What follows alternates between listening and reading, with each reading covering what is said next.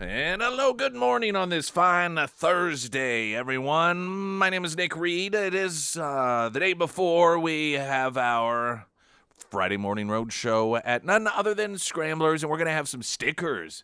Ooh, it's like we're in third Ooh. grade. When I was in third grade and elementary school, sticker books were just a huge thing. They probably weren't a huge thing when you were a kid any longer, were they? I'm somewhat. I mean, they existed, but it seemed like when I was a kid, you like that was you had sticker books. That was just a thing that you had. And I remember I had a sticker book, and in my teacher's class in third grade specifically, if you were good, I don't remember how exactly one would get designated as earning good points, but if you hit a certain threshold, there was a box that you got to choose things out of. And I remember choosing. It was a giant. It was probably like 8 by 10. Maybe not that big, but like what 4 by 6, is that about a photo size? I'd say 4 by 6. I don't know. Anyway, it was a big sticker, and it was ET holding that flower pot with the Uh-huh. sunflower in it, and it was like a scratch and sniff sticker. Oh, I used to just scratch and sniff that thing till Did it smell like flour or did yeah. it smell like alien? Well, I don't, aliens may smell like flowers, so I don't know about that, but it did smell like flowers. And oh, I loved that thing. In my mind also, I remember just in all the excitement of putting that sticker on the page, because it took up the whole page in my sticker book, that I didn't get it on there smoothly. Oh And it no. wasn't like you could reapply it, and so it sort of had those crinkles in it that you Mm-hmm. pushed down as best that you could. And yeah, that was and then some puffy stickers. I had the puffy stickers were a big thing too. Did you ever have puffy We did stickers? have puffy Okay, stickers. yeah, the puffy stickers, sometimes with googly eyes, and I always tried to categorize them. Oh, here's the scratch and sniff page. Here's the puffy sticker page. Here's the regular sticker page. Maybe I'd have a snorkel page or different, just categorized as best as possible. But I don't know where that is today. Probably in a landfill somewhere. Probably. You can start your own KSGF sticker book. We, That's of right. course, try to come up with different stickers. If you haven't grabbed any KSGF stickers, we will have some on Friday with us. We'll have some of the Trump fight stickers, after he got shot, and they're good sized stickers as well. So you may think, oh, I have one, but these are probably bigger than the ones that you have. I don't know that we've given out this size yet, have I we? don't think so. The husband, he has two because one of our sales guys, every single time the husband stops by the station, sales guy goes out there and puts new KSGF stickers on his truck. Oh, So does he? we were The upgraded. Womacinator? Yes. Yeah, he's the one that arranges with Springfield Wraps, and Springfield Wraps is always more than happy. If you ever need stickers made or anything wrapped, of course, they do such an incredible job, and they're like, yeah. And I believe, interestingly enough, the guy that does our stickers or has even been like, hey, do you have any new sticker ideas? I think he's a liberal. Oh, Yeah, but he's still like, hey, you guys need more stickers? that's So he's one of the interesting. cool kind. Yeah. Apparently, this is what I've been told. I think he's the only one that's liberal over there, so don't let that stop you from doing business for Springfield Wraps. But we will have some of those. Now, we are going to relatively soon unveil some brand new ones. Those will be coming down the pike, which is, a little creative twist. Try to integrate Trump into some of them just because they're fun. And that's something for you to look forward to if you like the sticker collection thing. I know some of you do. That being said, again, tomorrow we'll have some with us. I think maybe 2 or 3 different kinds that we've had before. You just may have missed them. So that'll be at Scramblers tomorrow between 6 and 9 a.m. Christy Fulnecki will join us in the 7 o'clock hour. We have Author of the Week coming up in the 8, sponsored by ABC Books on North Glenstone. Is Caitlin packing today? I believe so. All right, Springfield Symphony time coming around the corner. So, I mean, we just got a big bag full of fun this morning. Trump going to be meeting with Putin in Alaska. I don't know that anyone has talked about the location of the meeting. And I find it a little interesting. Trump doesn't. What's the best way? Most things that Trump does, it's for leverage purposes. Now, that doesn't mean when it comes to location, every time he meets with someone, he has determined there may be times in which he feels that location is irrelevant. But here's the reason that I find the location interesting, and maybe it means nothing whatsoever. One, it's on our home turf.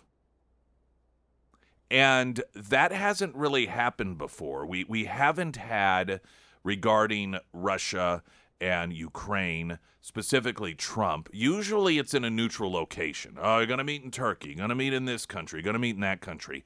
So Putin agreeing to meet this is in the United States of America, on our home turf. But it's also land that Russia used to have. Does that mean anything? Is there any sort of message in there? I don't know, maybe not. I mean, because you can also look at it and go, well, yeah, but, it's real close. You can see one from the other. Almost. There's some similarities. The Crimean Peninsula, which is the portion of Ukraine that Putin took over during the Obama administration, you can literally, from points of the Crimean Peninsula, see Russia. I know because I've been there, and I saw Russia from there. And in fact, after the invasion, it's so close, Putin built a bridge so that they could go back and forth over the bridge. There was no bridge there before, and that is how close it is. So is there supposed to be some sort of, I don't know, message in that? What would it be? Don't know. One of the big sticking points in all of this is land. Who gets what land? Zelensky's out there saying, hey, we're not giving up any land. That's not going to happen. Now, I still don't know if that also includes the Crimean Peninsula, which was during the Obama administration. Are they going to write that off? Is that, because that was pre Zelensky? Don't know. It's been presented as they aren't going to get anything. Is Trump going to try and utilize the fact that, hey, you guys used to have Alaska, we have it now, no big deal, because part of Putin's claim is that, well, Ukraine is ours. Is the invitation to Alaska, is there going to be some lesson in there like, hey, this used to be yours and it's not now, it's no big whoop. You guys are still a massive empire, you guys have trucked along, Oh, yeah, but, we sold you Alaska. Well, you gave the Ukrainians Ukraine. That was turned over to them. So you gave that away. You, quote, gave Alaska away for not much money, but nonetheless, and let's, we're all survive. Is this really worth it for something that in hindsight could be like Alaska is to you today, where you don't even really think about the fact that, once upon a time, who cares? Is this really worth it? Think about what you're going through every single day. Look at the resources, the sanctions, the international pressure, just all of the hassle of this. Is it really worth it? For what?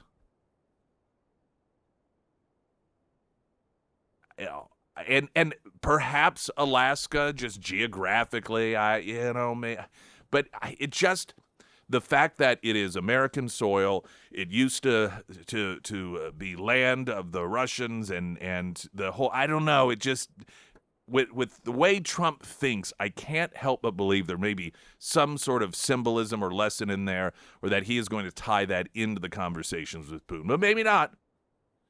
Maybe it's a psych. Maybe Trump picked it because of all that stuff, but he's like, I don't really have any lesson here, but I don't know. Maybe they're going to be trying to figure it out, like, why Alaska? what is Trump trying to do here? And the whole time is like, just make you wonder what I'm doing here. You never know with Trump.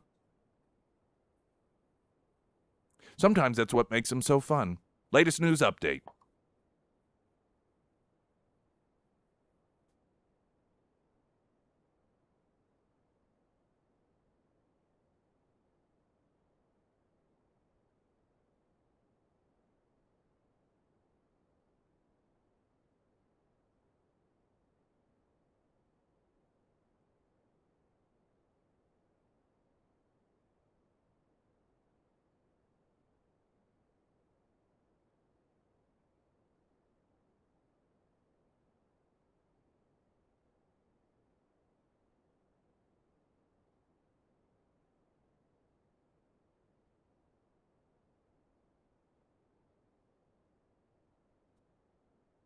And the first alert forecast from Ozarks First meteorologist Tom Schmidt, sponsored by St. Clair of the Ozarks Home Improvements. Today it'll be a hot one with a high near 94. Tonight mostly clear with a low around 72. And for your Friday and Saturday, sunny and hot with a high near 96.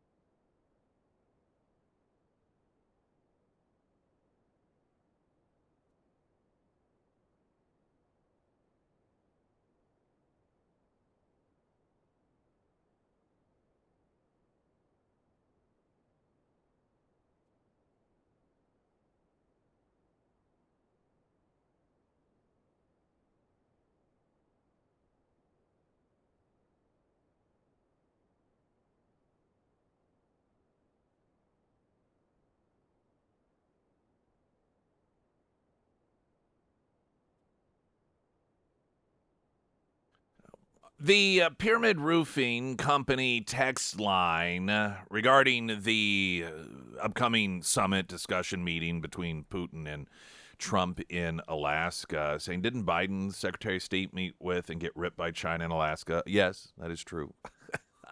He did. Oh, boy. Yeah, after that meeting, which of course the Biden administration hailed as some great success, it just resulted in China just ripping on the U.S. and talking about how we just kill black people all the time. And I mean, they just took the opportunity to really show or try and demonstrate that, at least at that time under the Biden administration, America was a worthless, weak piece of crap. I suspect that this is going to be different. Now, what is to come of this? You know, this is a massive challenge. This is a lot different than the six peace deals that Trump has managed to negotiate between different countries, some of which have been fighting for decades. I mean, just last weekend, another one. It's just bam, bam. Of course, no attention for that. The left loves to point out, well, he said he'd have this done on day one, so fail. Yeah, okay. That was his goal. And Trump does speak in absolutes. Oftentimes, that's how winners are. Winners are like, we're going to win this championship. And sometimes they don't. But they keep moving forward, and then they do win other championships. Most people don't dwell on the fact that, yeah, but you remember that one they said they were going to win and didn't. That's what losers do. Winners keep looking forward. And that's what Trump does. So meanwhile, Trump has 6 other peace deals signed within the first, few months of his presidency, but that's to be completely ignored. That's irrelevant. And this is a much more significant situation on the world stage, including the involvement of unlimited checks out of the U.S. Treasury, taxpayer dollars. I mean, obviously. The problem that we face and that Trump faces with this is we can't really just get out of involvement. Right? On one hand, you'd think, here's Trump. Trump's approach is know what your potential exit plan is and be willing to take it, whatever that is. Be willing to walk away. So under normal circumstances, let's say with all of these other peace deals that Trump has negotiated, he has had the luxury of saying, hey, this is what we would like to see happen. We want this. We think this. And if the sides don't agree to it, then we walk away. And there's leverage in that. The problem with the situation between Ukraine and Russia is because we have already been injected into it, walking away means helping one side over the other. So what would walking away mean? Walking away means that we would say, okay, all right, we're out of this, no more money. Well, who does that hurt? That hurts Ukraine. That helps Russia. And so Russia knows, and that's leverage that Russia has, because the Biden administration got us, along with NATO, involved in this, which, you can argue that is absolutely perfect, logical, that should have happened. That is irrelevant to this point. But Russia knows that Trump, in all likelihood, is not willing to simply just walk away and say, fine, because that means pulling all of the resources out of Ukraine, and then that would be a huge advantage to Putin. And as much as he would like that, he recognizes that isn't going to happen. So on one hand, the disadvantage is the recognition that the U.S. isn't going to stop aiding Ukraine in the capacity that it is now.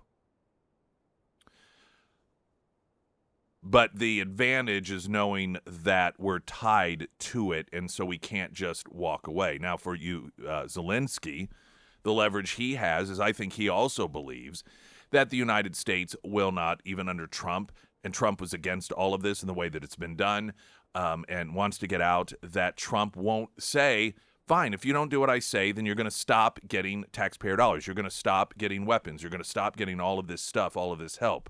Because that would be viewed, and it would be a reality, not just viewed, but that would be helping Putin. And he knows that that's not something Trump wants for a number of different reasons. So unfortunately, because one of Trump's biggest advantage, or his tools that he uses, is is setting up the parameters going into a negotiation and having the ability to walk away. And that's really not something that is an easy option for us. So that makes this very difficult. I can all but guarantee you, if it were not that situation right now, if we weren't already tied into it, Trump would have been done with this thing some time ago. And there may have been a peace deal because of it, because of his willingness and say, well, we don't have to be part of this. We've got nothing in this. Now, some of you may say, well, we should pull out. Trump, I don't understand. Why doesn't Trump pull us out? Because, again, that would be a huge advantage to Russia. That would look like a sign of weakness to the world. And some people would say, well, what does Trump care? Trump doesn't care what people think. He does in the context of how it affects the power of the United States of America, much like pulling out of Afghanistan by Biden made us look weak to the world, which, of course, arguably, most people agree, encouraged Putin to go ahead and restart the invasion that he stopped when Trump got elected president, because he saw that weakness. And Trump doesn't want the United States to look weak. And so he is really, truly stuck with what the previous administration did and has done, right or wrong.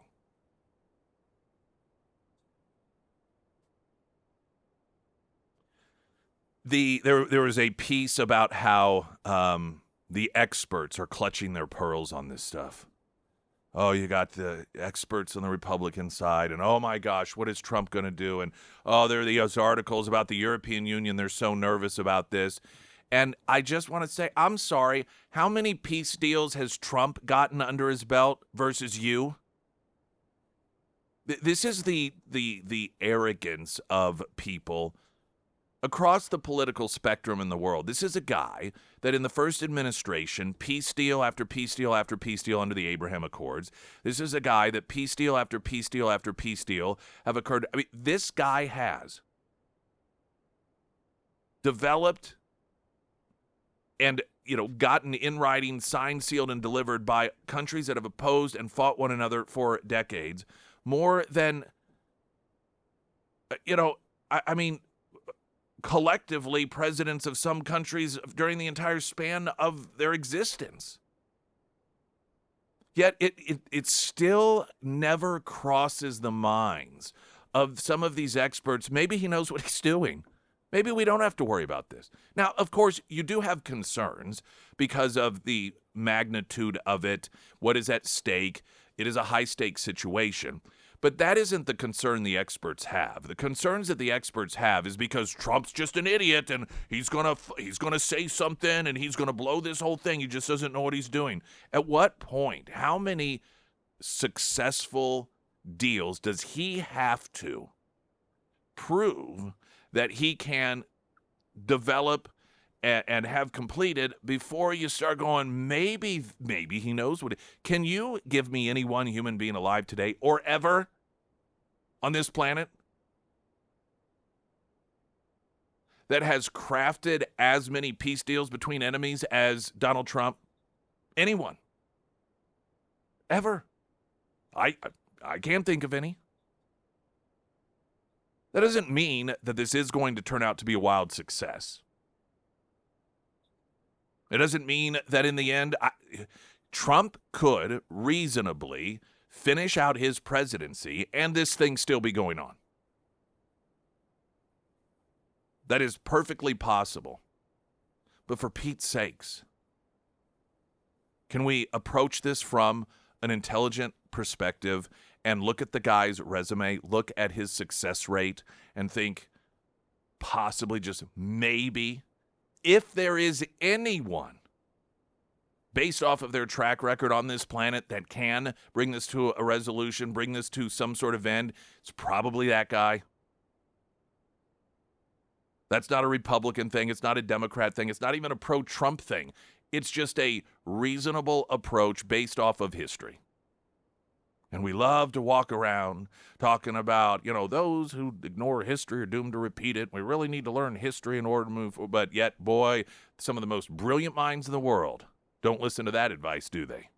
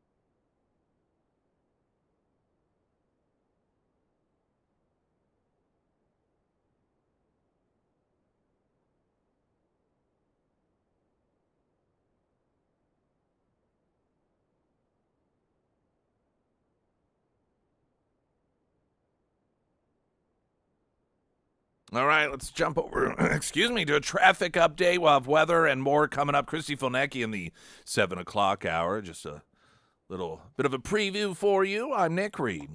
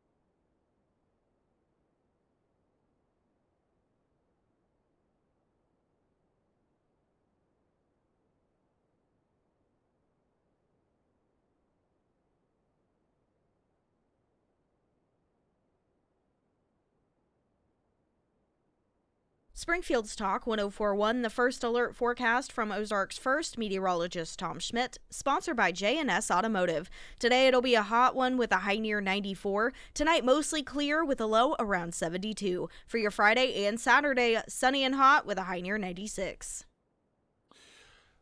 I wanted to read what Kayla recently had to say about Emily Johnson House Theory Realty. The Johnsons have provided value above and beyond their real estate agent duties for us. Whether it was buying or selling a home, they provided honest answers or feedback to my questions, suggested task priorities to better the properties, as well as provided and sometimes even scheduled vendors to help with that endeavor. This is one of the areas they're so beneficial. The organization, knowledge, and skills provided are top-notch, not to mention that they are just fun and easy to work with. Google only has 5 stars, but I'd give them 10 out of 10. That's Kayla. And yeah, everything about that is absolutely on point.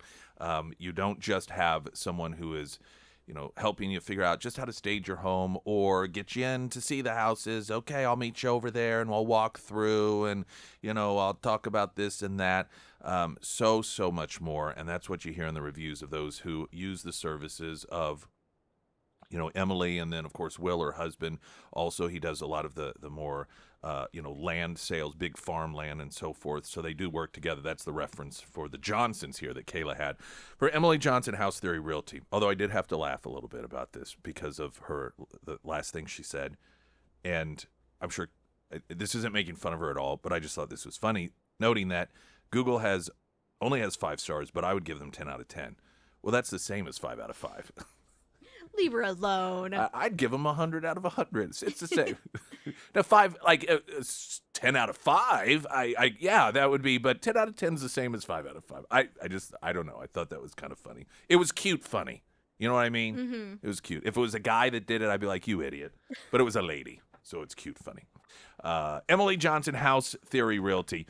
Trump made a comment that is so absolutely 100% true about him and the way that he gets things done successfully, and also at the same time demonstrates how it is that people don't get him. And I don't have the audio, but I could just very quickly tell you what the exchange was, and you may have heard it already. He was asked by a reporter, what are you expecting? Do you think that this and that and so forth? And he said, I'll know within 2 minutes if Putin is in a position to actually, in a meaningful way, work on bringing this thing to an end. And he was asked, how will you know? How will you know? And Trump said, because this is what I do. And he said it kind of like, not jokingly, but, with that, because this is what I do. Now, I think to a lot of people, they will hear that and they will think, well, he doesn't have an answer. He just wings it. No, it's like asking, I imagine, somebody who is a master at poker by reading other people and saying, well, how do you do that?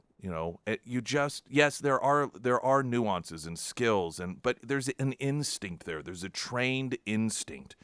And there are those people that just over time develop the skills that you can't really explain. I mean, you might be able to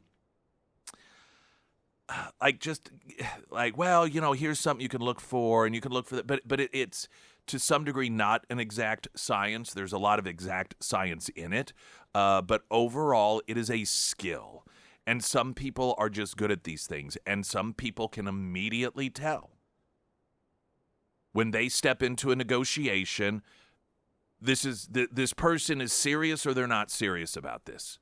And that is so transparently true what Trump said. But what's interesting about it is I believe it is seen as the opposite. It is seen as Trump being coy and, well, he's not going to give up his, what his secret plan is that will allow him to know that he just knows. That's why he's good at what he does.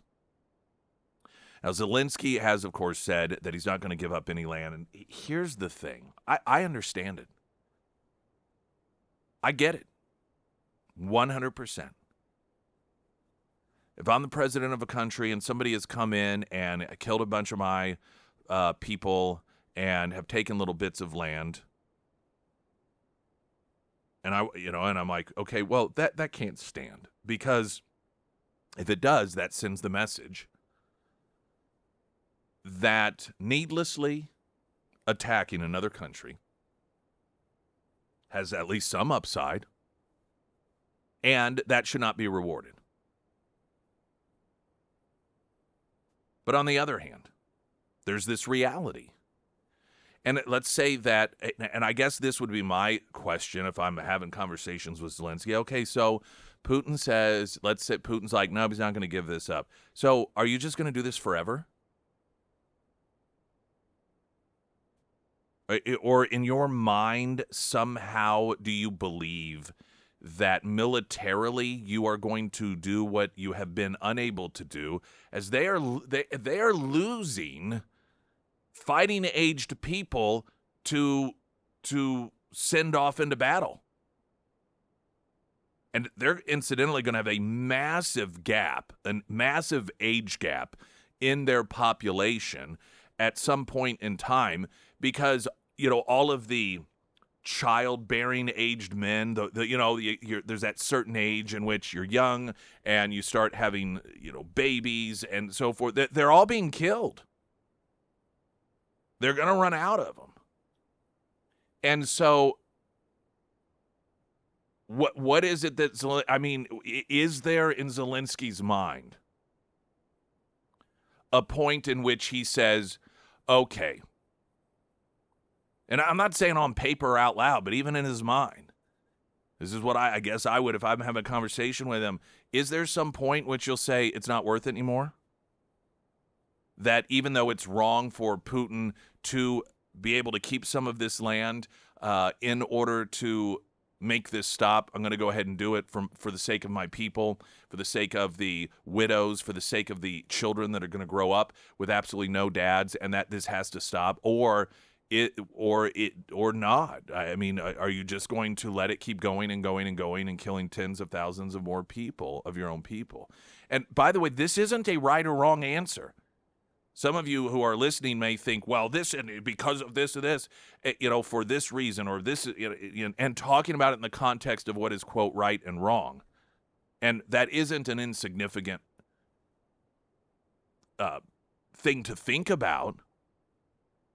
But what's right and wrong doesn't stop this from happening. And does that at some point become a priority? Does ending it become the overriding right thing to do, even if it means having to give up some stuff? Now, these are not fun decisions. They're not decisions I'd like to make. Don't envy anyone making these decisions. I don't envy Zelensky for having to make these decisions. You give up that land, and some people are going to argue all of those people who died in vain. Now, one could argue to counter that they did not, because if it weren't for them, Putin would have all of Ukraine, and it would be a disservice to them to continue on when we have the opportunity to prevent him from doing that. There's just a lot of gray in this, I think, which is what makes it difficult. Because no matter what you do, even if you bring this thing to an end, and I guarantee you, if this does end, Trump manages to get these two sides to come together, and part of it involves Zelensky giving up a little bit of land, then, of course, the left will portray it as, well, Trump just gave Putin what he wanted.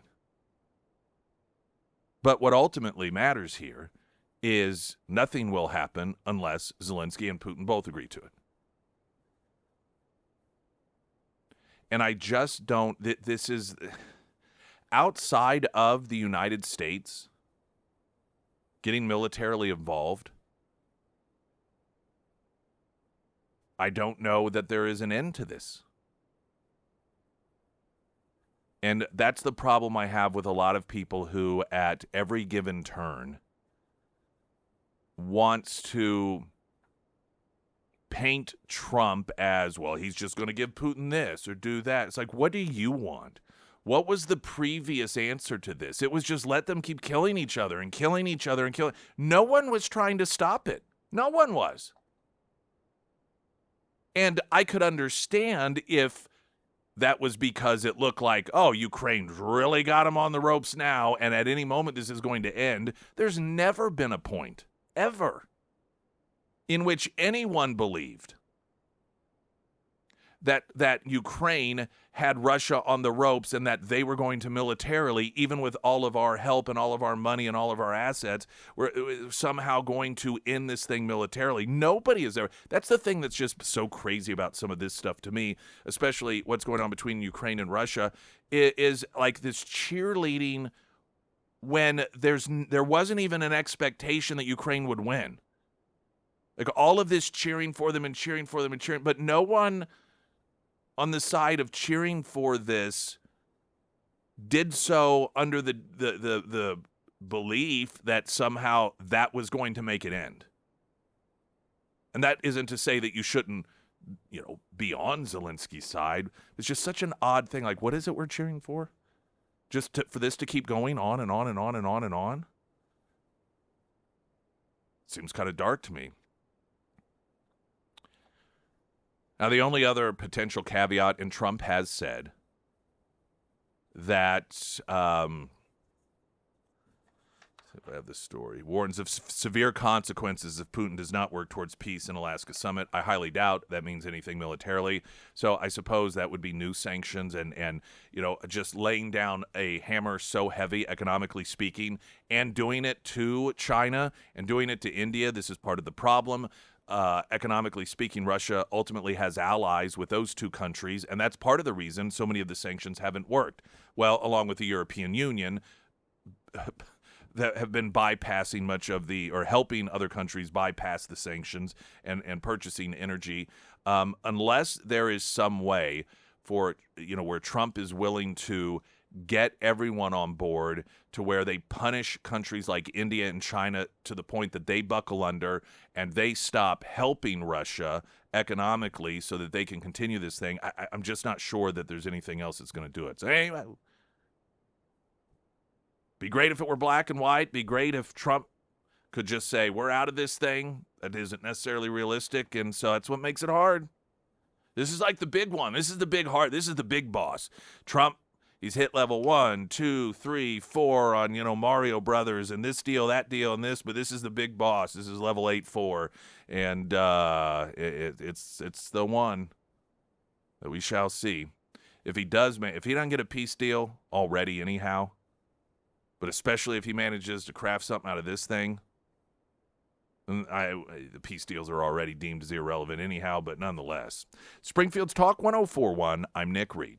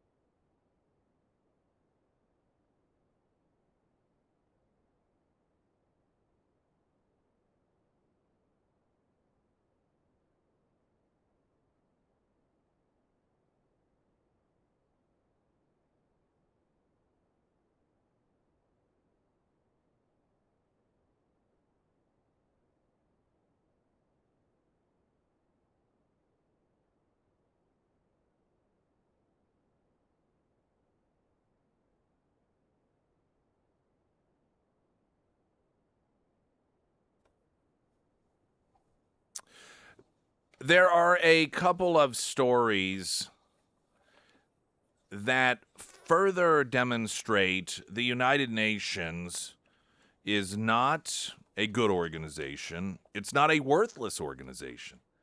It is a bad organization that promotes and runs cover for evil and bad players. See, I used to be one of these folks that easily, like so many others, got caught into this trap of just looking at the UN as just totally worthless. They're worthless. And then it dawned on me one day when I began paying attention to those that were actually getting value out of the United Nations, and they were the bad people in the world. They were dictators, terrorist organizations. These were the organizations that always win under the United Nations. Two examples. Wallace White, defense reporter, senior United Nations officials, it has been revealed, helped the Taliban extract kickbacks from UN contractors, bankrolled by your tax dollars. This, according to a new report from the Special Inspector General for Afghanistan Reconstruction, known as SIGAR, report was released yesterday. UN officials worked with the Taliban to bribe and extort UN contractors supplying aid to Afghanistan in exchange for lucrative, often billion-dollar aid contracts. Numerous anonymous sources revealed to SIGAR in interviews of the $10.72 billion in total aid given to Afghanistan between 21 and the State Department canceling most of the funds in 2025. $3.83 billion came from the U.S. The officials would not only make sure, this being the United Nations officials, that the Taliban got a cut of the aid provided by the contracts, but also demanded bribes, from the companies and non-governmental organizations involved to fast-track their contract approval. Only 30 to 40% of the total aid given to Afghanistan actually reached the population for humanitarian purposes, according to the report, the rest of it going to aid terrorism. Now, a little side note. That's not insignificant whenever we think about how the left was pitching a fit that Doge was going to cut some of these funds. These are funds going to terrorism. These are our tax dollars going to fund terrorism. And it's because of the United Nations that the lion's share of it was happening. Another story. In a move that made it easier for media around the world to vilify Israel for causing a so-called famine in Gaza, a UN-affiliated watchdog group secretly changed its metrics to make the requirement for declaring a famine possible. So in other words, and I'll read to you just briefly some of the details here, there wasn't a famine. So they changed the definition of famine so that they could claim there was a famine. The Integrated Food Security Phase Classification, which was originally developed in 2004 by the UN's Food and Ag Organization's Food Security Analyst Unit and serves as the world's most widely recognized hunger assessment, has always required a threshold of 30% of children in an area suffering from acute malnutrition to declare a famine, and uses detailed weight and height measurements to decide whether a child is suffering from acute malnutrition. But in their July 29th report, the metrics were changed so that 30% became 15%. A chart included in the notice shows less than 8% of children in the Deir al-Balah and Khan Younis suffer from acute malnutrition based on the report. The Washington Free Beacon reported the figure is 16.5% in Gaza City, just above the new 15% threshold, but well below the 30% level that the IPC traditionally uses. And so you start averaging things together, and lo and behold, where does it hit?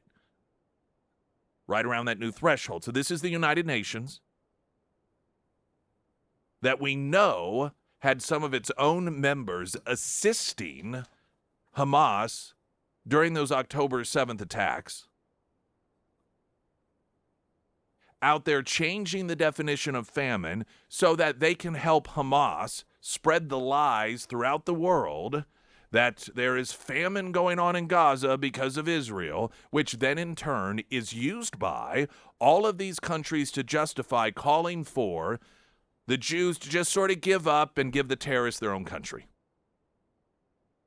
The United Nations is not a good organization. It is not a worthless organization. It is an organization that promotes evil in meaningful ways. Springfield's Talk 104.1. I'm Nick Reed.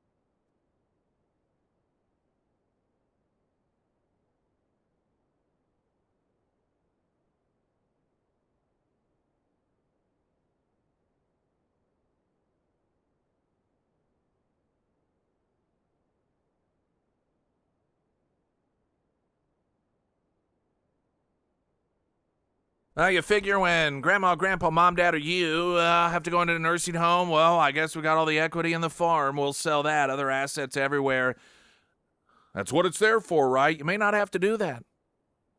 There are in Missouri 5 different ways you can pay for nursing home stays. Some, well, I'm going to all but pretty much imagine, unless you work for Ozarks Elder Law, you're unfamiliar with most or all of them. And they may not require you to sell off the family farm or that home that's raised 3 generations. But you have to know well ahead of time, because every day that ticks closer to the decision that has to be made is a day that there are less and less options, to the point where you end up with one or maybe no options whatsoever. Know it ahead of time. Ozarks Elder Law, 10 area locations, free consultation, and they will make sure that you are ready when that time does come. OzarksElderLaw.com, Nick's endorsements at KSGF.com.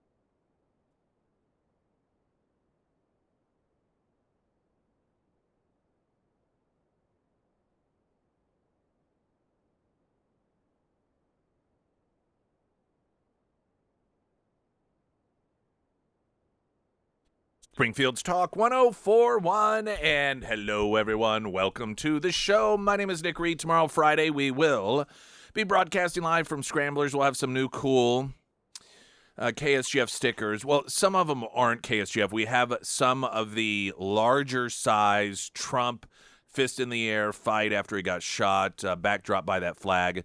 Those don't say KSGF on it. That I don't know. That would have seemed a little inappropriate. Yeah. Trying to piggyback off Just somebody. a little bit. Trying to piggyback off the president getting shot. You know, That's funny. like some things are just a little too far. If we wouldn't look bad for it, maybe. But so we will have some of those, and I know that those were extremely popular, and we went through a lot, and you may have some, but these are, I think, larger than you probably have because I don't think we've given out this I don't size think so before. either. Yeah, and they're like they feel thicker than a regular sticker too, almost like vinyl. I think they're Yeah, vinyl. maybe. Yeah, have you felt them? I have not, but Well, yeah. I think they're vinyl. I'll have to feel the ones on my husband's. What is trunk. he said? The picture Stickers. of him getting. Well, not like getting, but where he puts his fist in it when he it's like when he rises up in the stickers of that. through the sea of Secret Service people. I have that in my office actually. Yeah. Yeah. Should have like a screensaver or a Because it's fight. yes. Like, fight for you. Oh, It's so kind so of you you. are piggybacking off of it. So you Using did. it as marketing. Yeah, Thank you took that step of classiness that we refuse to. Excellent job. It's very, very good. That's what lawyers do. Yeah. All right, Christy Fulnecki's here. Let's get some news.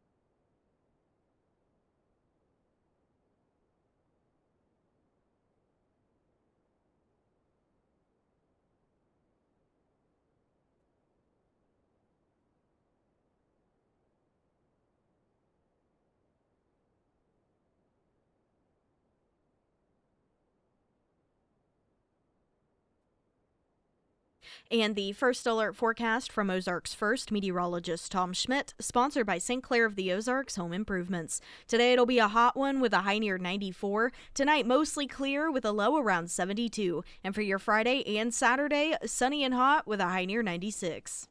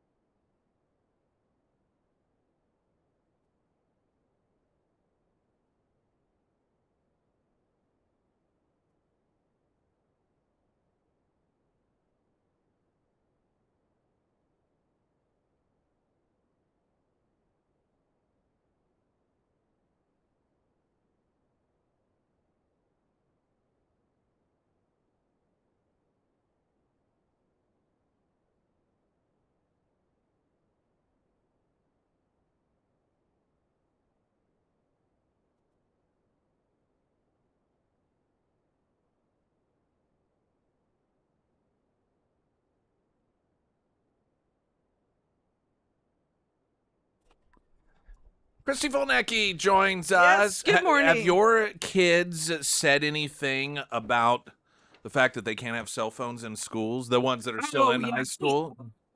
My younger, I think junior high, she was talking about it, but It's weird the way you can disconnect what's going on in the world with your life.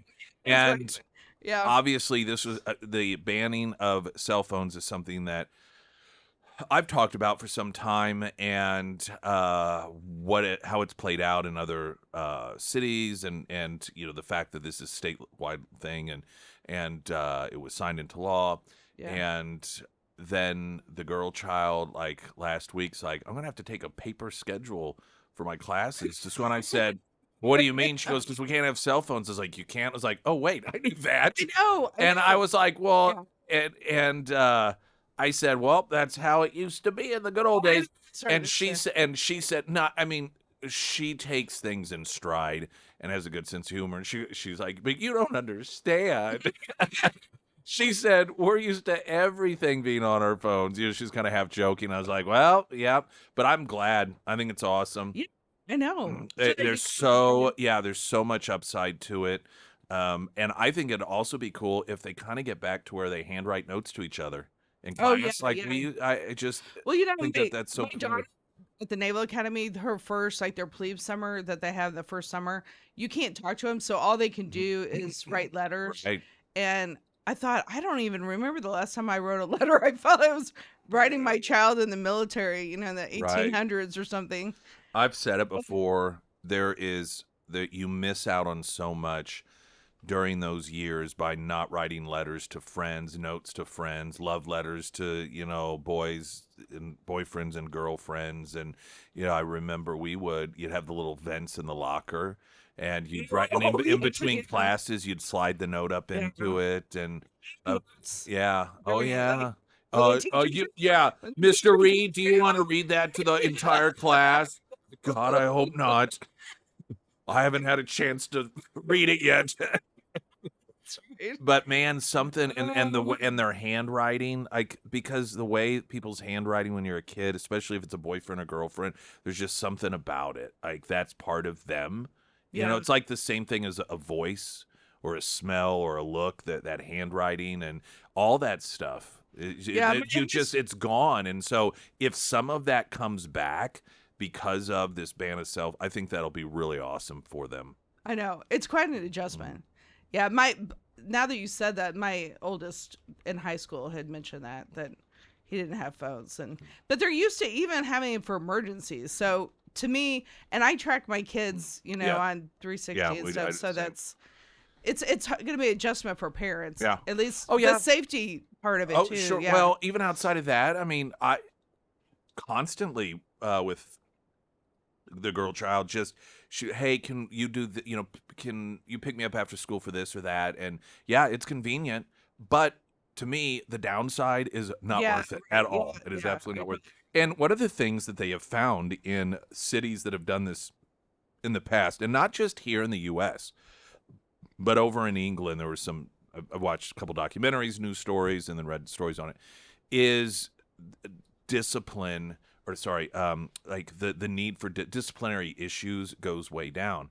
And a large part of it is, and the way that we were talking about this last night, my wife, Morgan, Yes, I know her. Well, but for people who don't, I know you do, but for the people that don't know, she said that she worded it as, yeah, it'll help keep all the outside world drama from distracting from school. And that is what happens a lot. Yeah, Because that's there true. would be times that, the girl child I'd pick her up and she would be kind of talking about the drama. And so much of it revolved around, well, somebody posted this, and then, and it was outside of school postings that were going on, but being read in school. And so these things that it just facilitated this sort of drama, and a lot of that will go away. But the other thing, and I hadn't thought of this, they found is that a driving force behind so much of the fights that occur is to be able to post it. And that's what you see, right? Oh, That's so right. much you see it in Yeah. schools, and they all have their phones out. And oftentimes it's premeditated. These fights occur, and there are people that are essentially assigned to film it. Well, when you take away that incentive, then they have found, and this isn't theoretical. This is something that has been found. I think it was Miami-Dade schools or Florida, but also out in L.A. and some other places, that the number of fights just dropped dramatically That's when interesting. yeah, and Yeah. that wasn't something that I had thought of. Yeah, I wouldn't have thought about that. And if I had been told, oh, they're predicting this will happen, I would have like, well, maybe we'll see. But that it has just happened, and so there's so many upsides Yeah. that the downside, and the stuff about, well, what if there's a school shoot? You know what? Teachers have cell phones. I know a lot of schools, they have hard line phones in each of the classrooms, and if they don't put them in, Well, if you had armed guards at the front, you wouldn't have to worry about that, Yeah, I'd let the students arm themselves. I mean, Yeah. third grade and up. Well, Let's not be silly. but I think it's so good to be able to concentrate and write and do something. I mean, from having a lot of employees, to be able to sit and concentrate and do something, because that's, when my kids would study, my older ones, when they first got phones, I said, how are you doing this when you're trying to study at night and then you're being interrupted with your phone? Because I had to have concentration to do something. Yeah. And, I mean, You in particular. Yes, me in particular. Well, especially, and in law school, you have to take 3-4 hour exams, and you can't be interrupted, and you have to concentrate for long. Or, like the trials, I have like 8-10 hour trials. And so I think it's great to be able that kids are going to be able to concentrate. And that it has helped in that. One of the other things that has been shown, a lot of these things, again, they weren't even necessarily predicted, is self-confidence. And I think we have really observed as a society, people that have grown up with their faces in their phones all the time, they are almost expressionless when they work places. When you have that face-to-face interaction with them at a store or wherever it is they're working, you notice, if you pay attention, a lot of young people, they don't really have expression on their face. They don't have that human interaction element that so many other people do, and they don't know how to talk to other people. They don't know how to talk to and communicate. Well, and that makes you insecure. That makes that's you true. I believe that's one of the reasons that you've increasingly heard these what seem like absurd stories of parents going to the job interviews with their kids because their kids have no idea how to even communicate things verbally. And what they found in schools is that kids are becoming more confident, more willing and able to successfully communicate and look people in the eye. Well, These are so you think about when all that stuff starts reemerging, because it slowly goes away, and so as it slowly goes away, you don't notice it so starkly, and you don't know necessarily why. When you see it reemerge, like wilted flowers start blooming again, you're like, oh my gosh, what have we been doing all these years? Yeah, I know. How have we put so many millions and millions of kids on the Well, wrong it path? takes them out of reality. I mean, that's what all these things are doing, video games, and it takes them out of the reality that they're functioning in. So, of course, they're going to lose confidence and not be able to communicate. I don't know. That I'm just slowly everything's turning around, isn't it? Amazing know. how the culture. It's so Oh, we're gonna say. Well, I something? was just going to address here real quick because someone had asked, "What about local control?" And I understand that question when it comes to the state dictating versus letting local schools do it. The state already, DESE, for example, the state already has control. Local school boards do have some control. And so it isn't as if the state control aspect of this is new. It is valid to, I believe, question whether or not, okay, given that the state does have control in a lot of things and then local has allowed some control, where does it more properly belong? I believe, given the drastic damage that has been done and that it does do to young people emotionally, socially, educationally, that the fact that so many schools aren't, to me, it just seems like it just needs to be done. Well, and most of the local schools were already moving this way. A lot the were. and then in the Springfield last, wasn't so much, but well, yeah. but a lot were. But our but school's been restricting it for in the past few years. I mean, like last year and the year before, they couldn't pull their phones out and people in who the middle of class. and people who think no, I think it should be a local issue and the state shouldn't decide. I understand that. I don't think that those people are crazy or wrong. Just to me, it's given that the state already has a large amount of control and something that is this significant. I'm not losing sleep over the fact that it'd be nice because it's a no-brainer to me. To me, it's insane that every school district didn't just do it. Yeah. Like, how is this not it? Because it's just such a no-brainer, and if you care about kids' educations, you do this. And the fact that it hasn't been done individually by all the local school districts, to me, is a very sad reflection of what we have going on. Yeah. I'm sure it's easier for teachers because they don't have to constantly yell at the kids put their phone away. So I'm sure that they are 100% behind this also. All right. That's what we have to say about that. Well, I am thinking this culture shift of everything is happening with our younger kids, and it's interesting. My daughter that goes to OU, they're going through. I think it's called Rogan, but she's a junior, so they're kind of helping kids go through Rush. The girls go through Rush at University of Oklahoma. Mentor type. Yeah, and so she's kind of that's a good way to put it, a mentor over these younger girls. But have you seen all these viral videos of the girls going through Rush in the South? I don't know. It's supposed to be controversial. Have you seen it? Yeah, I've seen Wasn't it. there a net? Yeah. Wasn't there a series built around in Alabama, Bama Rush, called Bama Rush? Yeah, and then I think there's another one that's at University of Oklahoma. She said some girls being followed for a documentary or something about going through that. But supposedly, I don't know why it was controversial because women have been going through Rush. Who knows? I haven't seen it, so I can't predict why it's supposed to be controversial. Back to some of the liberals saying, I think it had to do with the Gene commercial and everything. It was that, America's back and, this is more accepted because, you're seeing and the thing women is, in videos that are dancing. And here's the thing. America never went away. It just was convinced to keep its mouth shut. Yeah. And that is what American Eagle and Sydney Sweeney have done culturally for this country. I do not think can be overstated.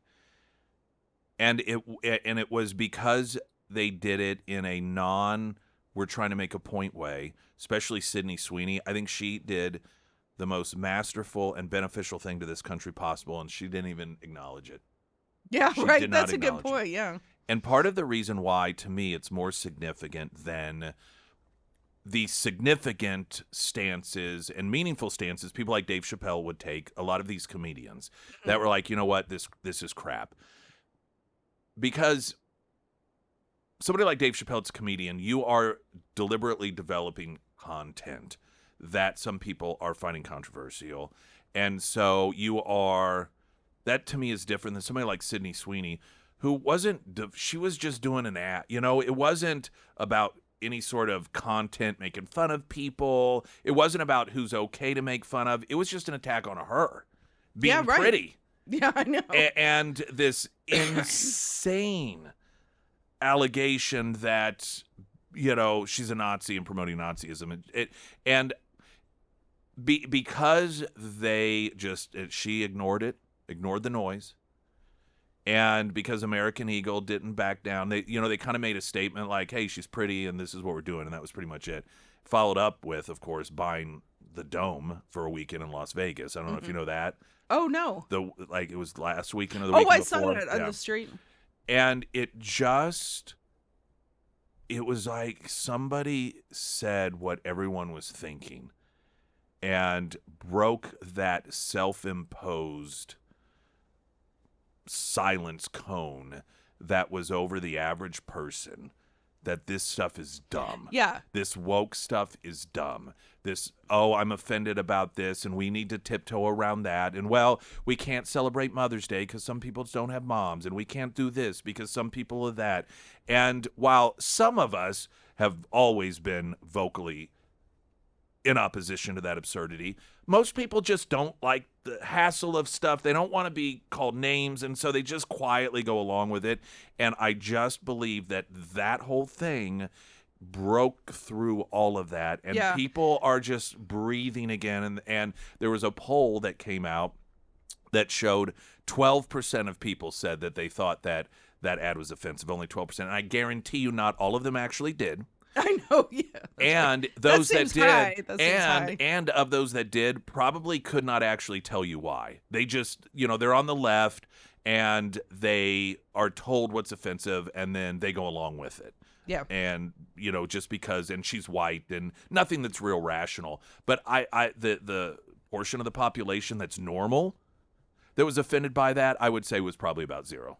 Well, yeah, and so I think that your point about it was always there is true, because when it was shortly after that all these sorority videos started coming up, and then they were playing up Fox News and Biddy Johnson and stuff, and I thought, well, I think they've always done that. So I asked my daughter, I said, didn't you guys do these videos that you've always done this during Rush? I mean, we didn't do it when I was in a sorority, but I mean, she said, yeah, we've always done it. But I thought, well, maybe everybody feels more comfortable now saying, oh, here's a TikTok on girls in my sorority dance. We don't have to feel bad. I mean, because Gen Z, I think, embracing it, being and they're like, well, and they're not embarrassed because somebody's going to call them names and jump all over them. So I think that's good that people are like, I finally can live my life. I don't have to worry about all these trolls going after me. Choosing not to worry about it. Yeah, because that's the thing. That is the only power that they have ever had. The only power these woke people ever had. And to me, one of the real first starting points of this was the Chick-fil-A deal, where the owner or CEO or whoever it was asked about gay marriage. And he's like, well, I'm a Christian. I believe in traditional marriage. And that, to me, was the very first, hey, we got to, boycott them. And so it, this has just been going on so long, and this just punishing people for what they think and they believe. And people that didn't want to, it's just to me, what shows it's over, or it's the beginning of it being over, is that people, they don't care. They don't worry about it. They don't worry about people being angry and mad at them. And we talked the other day, we were laughing about the fact that I shouldn't say a lot, one of the little trending things about the Sydney Sweeney deal and the left calling her Hitler and promoting Nazism is that some people jokingly started online referring to her as Adolf Hitler. But let me tell you why. I didn't hear that. That's aside from being absolutely hilarious, it is such a sign that the wokeness, that Americans are done being afraid of it, because it's one thing to fight back and be angry and aggravated at those people, but when you start laughing at them, right, because they're irrelevant and they're goofy, that's a whole different shift, because then it's almost no longer a fight. It is, you're just ridiculous. And that's the shift. We've gone from this battle of the vocal people who are kind of fighting back, and that's ridiculous. Here's why it's ridiculous, and getting engaged in the debate with the people who push it. But the average American now, when you have the Adolf Hitler and people just making fun of them, that means that they're becoming irrelevant. And that, to me, is the sign that it's just like you can breathe again. Yeah. Normal people are back culturally. Yeah. In the mix. Because we always talk about the generations, and that how different Gen Z is really from the millennials. And then I have 5 of mine are Gen Z, and I have 1 Gen Alpha. But it's interesting how there's this big Christian movement in Gen Z. Mm-hmm. It's a huge movement, awesome. Like so different from when I was in college at Mizzou. I mean, the things in the sororities and fraternities, they have prayer groups, mm-hmm. and then they fill stadiums in all of these universities. Awesome. And I mean, it's so different, but it's great that, I mean, they have the confidence, that just not to worry about all the people that are trolling him. So I think it's great. Christy Fulnecki with us. Going to take a quick break. Also, traffic coming up. I'm Nick Reed.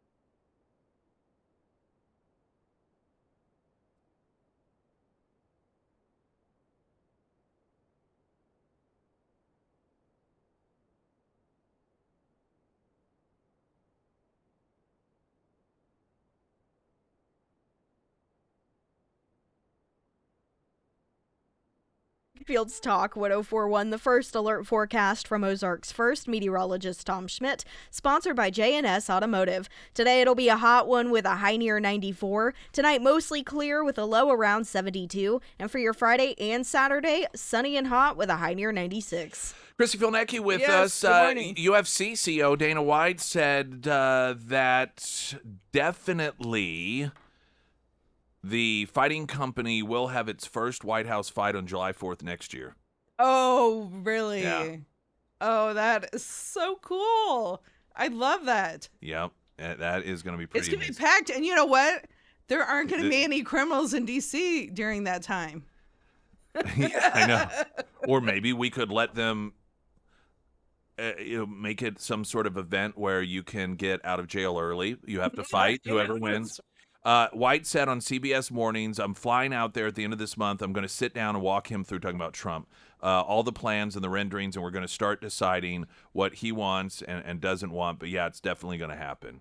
Have fighters been announced? That is so I don't cool. think so, but they were talking about on the 5 last night, and they were bantering around how cool would it be to have at least there Sylvester Stallone and Dolph Lundgren, Oh yeah. who, was the Russian fighter in Yeah. Rocky. Was that 3 or 4, whichever one?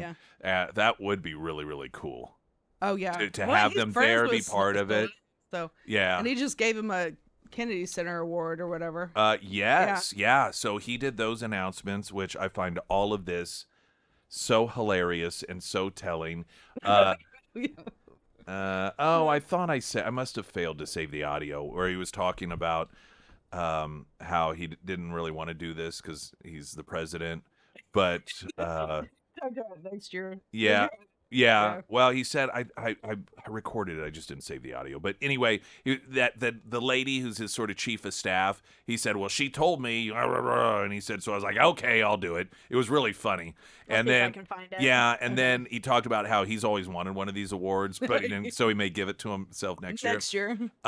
Yeah, he announced George Strait, Sylvester Stallone, Kiss, Gloria Gaynor, Michael Crawford, which I was excited about because I'm a huge Michael Crawford fan, though most people probably don't know him. I think Trump does because Trump's actually a fan of the same sort of musicals I am. With the like Phantom of the Operas, the Miss Saigons, and and Michael Crawford was the original Phantom of the Opera.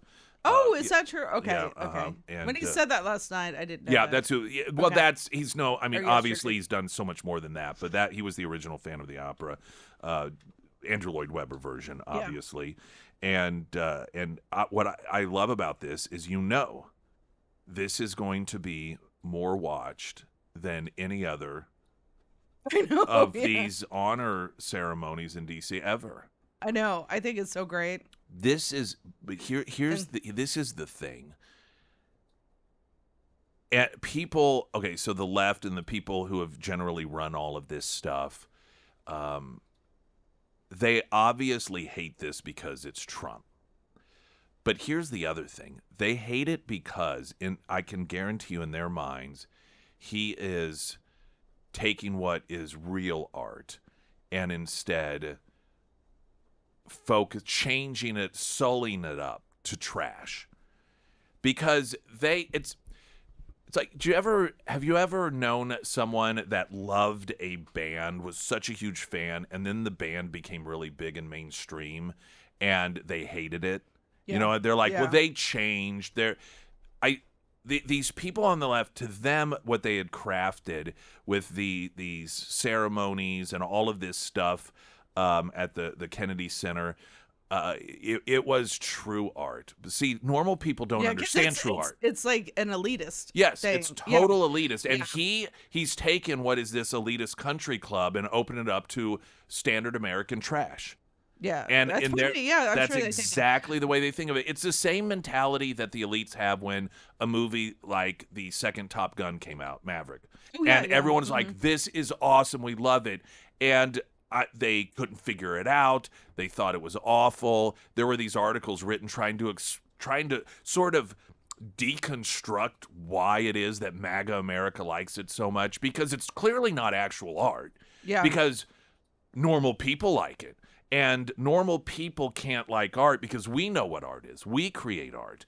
And we are in this elite realm that other normal people can't understand. So in their minds, Trump has turned that place into total trash by opening it up and making it interesting to the average American. Yeah, and it has really changed in 30 years. When I first went out there to went to work for Congressman Hancock, so I had joined they had a young professionals group at the Kennedy Center, and it was kind of cool because you got kind of discounted tickets, and so that's the first time I saw Phantom of the Opera, and so they had all the traditional. Michael Crawford may have been in that one. Oh well, Maybe. I need to if look. it was there, was it an international traveling? Anyway, I I didn't mean, mean it's to like 30 distract. years ago. I can't remember yesterday. So, but my point is that it was very all the traditional musicals and everything that they had there. So it was very age appropriate for people, and it was just wonderful. And plus, the building is beautiful. But the past 30 years, they've had some really crazy things that are totally inappropriate for kids. And I thought, even if you're a parent that lives in the district, why would you want your kids to watch some of this stuff?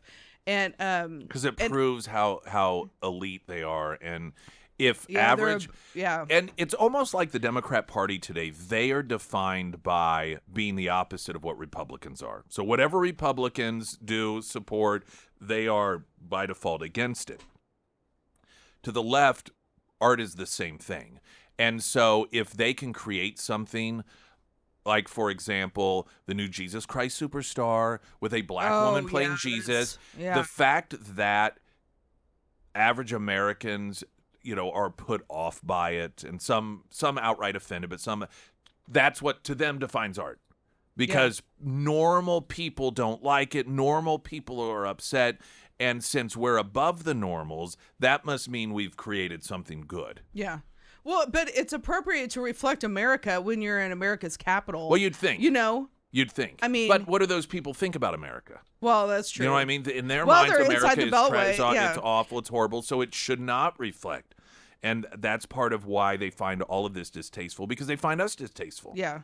That we're ignorant that's such heathens. a small percentage. I mean, because like that area, it's down by Georgetown on the water in the Potomac, and then you have, I think it's Chelsea, some of those other, like where the Obamas live and all that. I mean, it's very, very exclusive, like right up through Georgetown. Sure. But it seems like such a small percentage of people that live there. Why wouldn't you reflect American values in your programming?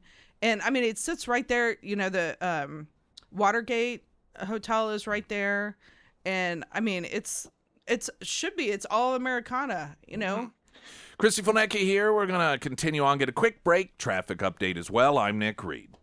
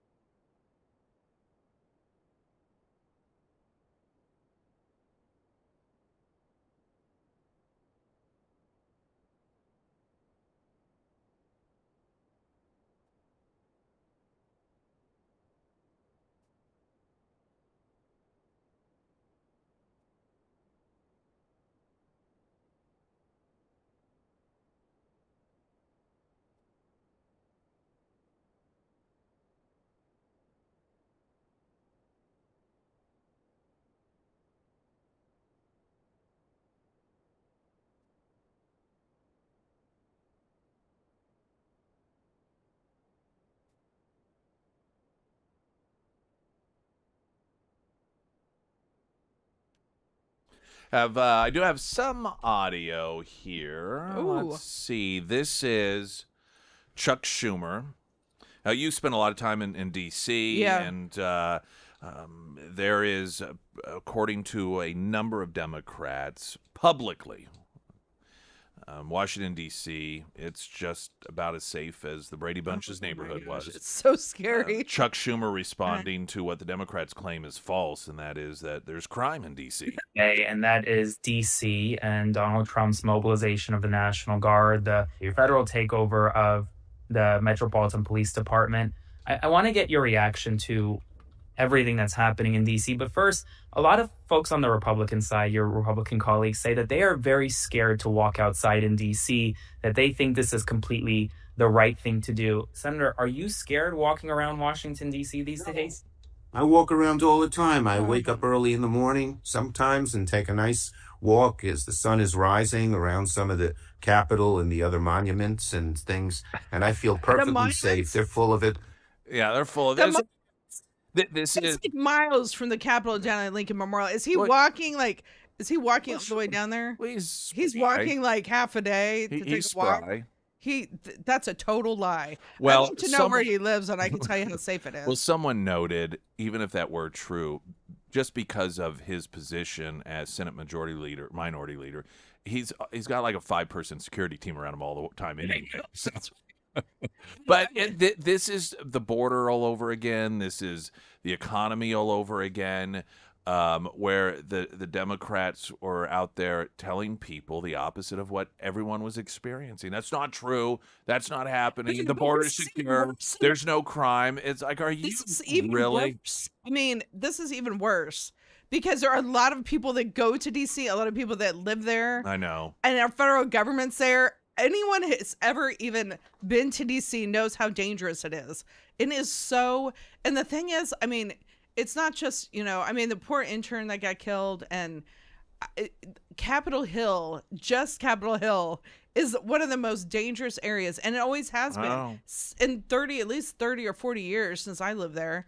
It is insane. And you even go, because they have, so you have the Capitol, and then for the people that haven't been there, then you have the House side and the Senate side. So you have the House buildings and the Senate buildings. So like Capitol South, you have all of the House side and Senate. So usually people that intern or work will live on one side or the other, so it's easier to get to House or Senate.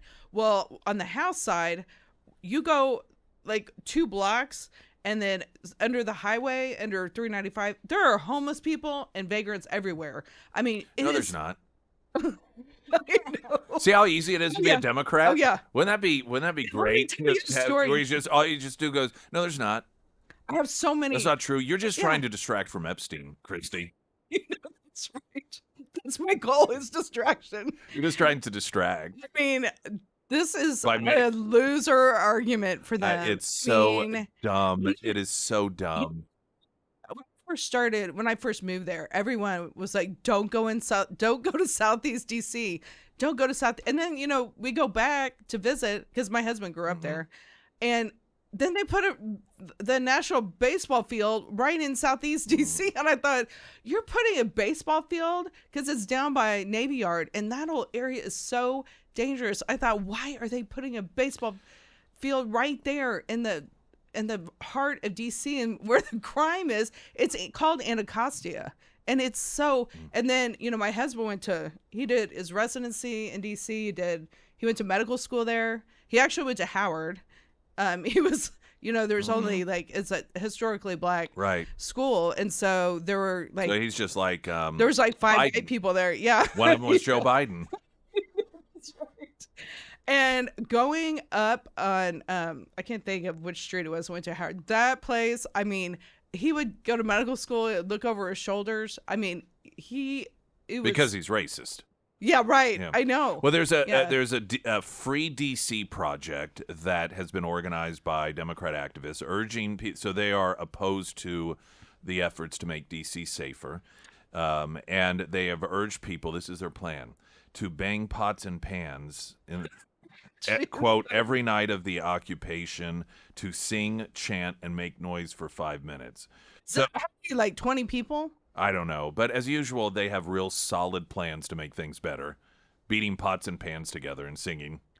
And part of the protest, somebody was shot like a block from where people were protesting the whole DC thing that were against making it safe. And then some guy was shot like a block from there. No. I mean, and somebody's probably going to get mugged at their protest. Just trying to distract.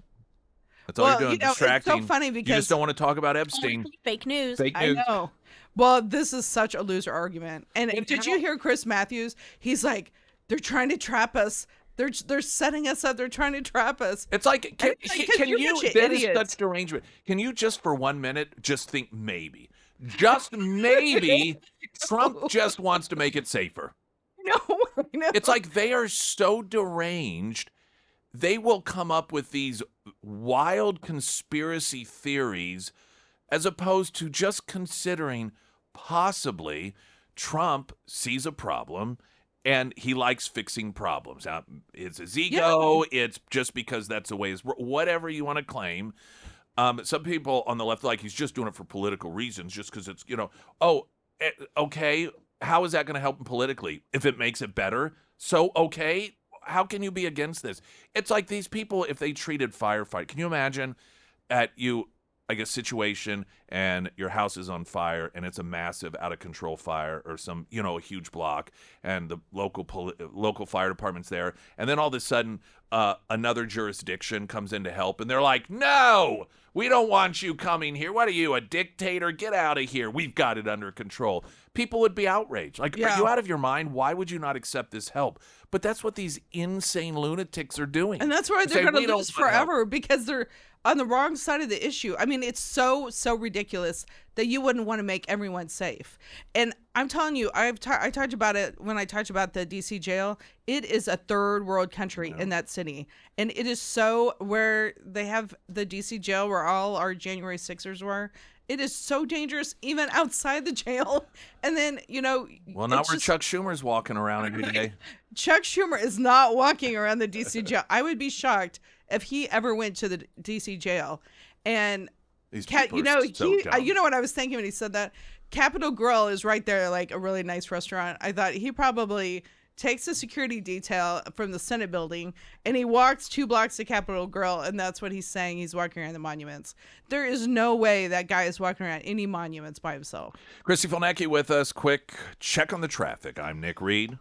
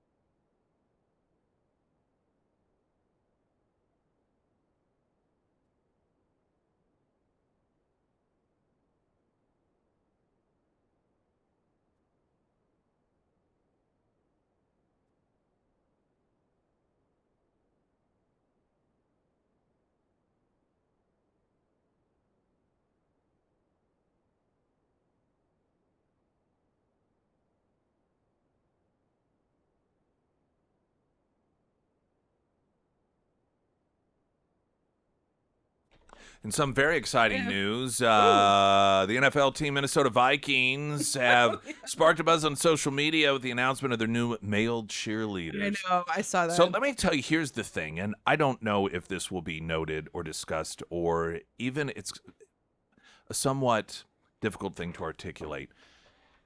It isn't, to me, that there are male cheerleaders. When I went to college, I think a lot of colleges have male cheerleaders. Yeah.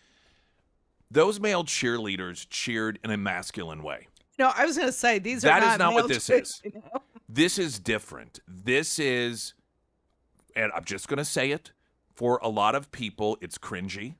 Mm-hmm. It is, I don't know if it's this way for women. For me, it's uncomfortable to watch. I suspect it is for a lot of other guys. It's uncomfortable for me. It's just uncomfortable because it is what is a man that is, we are accustomed to masculine traits that come naturally, and to see a man acting in a way that is just overly cartoonish in a female fashion, it's uncomfortable to watch. So it isn't that they are male cheerleaders, because again, we've seen male cheerleaders and they're usually the base of the triangles, and they're really rallying, and they're big, and they've got the big megaphones, and they're so masculine. They're very masculine in it. That's not what this is. And so it's not that they're male cheerleaders, it's that they're male cheerleaders acting like they're anything but male, and it's just uncomfortable to watch. Well, did they cut? And so dumb. Another thing that's dumb. It's dumb. Did they cut 2 women from the? Well, who knows? I know. I thought I heard that they had cut 2 women and put them in their place. So I don't know. I Part of thought the- it was Well, no, very uncomfortable to watch. It is uncomfortable to watch from, and I'm sure people will say, "Well, that's because you're this or you're that or whatever." Okay, fine, say what you want, but this is the reality, and this is where more Americans, I believe, back to the previous conversation, are getting more and more comfortable in, like, you can call me whatever name you want, but this is what's real and this is reality. Label it whatever you want to, and I do find it interesting that this is a deliberate decision that is being made at the same time where we are seeing people get more normal and the whole Sydney Sweeney thing. And it's like the Minnesota Vikings are like, you know what? Let's try some old school stuff and do something really weird. Yeah, see how that works. We'll find out. Yeah. Well, it's an interesting state. Well, maybe Tampon Tim had something to do with maybe that. he did. That's the first thing that He's came like, to my I mind. want to see some jazz hands represented. We need to. He's like, you know what? I know how to code talk, men. You need some male cheerleaders. I'll handpick them for you. Christy Fulnecki, as always, thank you. Thanks. That Great was fun. to have you with us. Another hour ahead, including Author of the Week, sponsored by ABC Books on North Glenstone. I'm Nick Reed.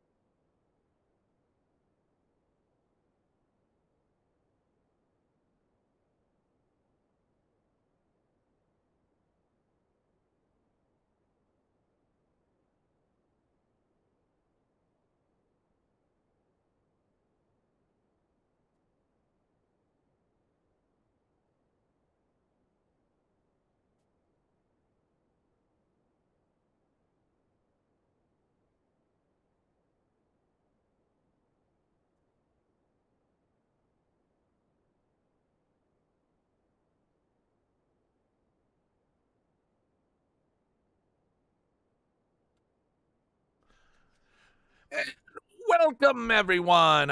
Thursday.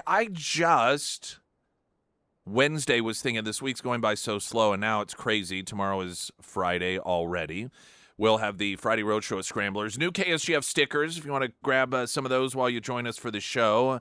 And I think the Baronator, Barry from Pinnaker. Bear. He's going to be stopping by. We'll find out what's going on at Pinnaker Honda, though I can tell you about the 2025 Honda Civic Sports hatchback as low as $377 a month. That's finance payments. That's not even a lease. So you'll have it, you'll own it. Finance payments, not a lease, on the 2025 HRV LX CVT all-wheel drive as low as $332 a month.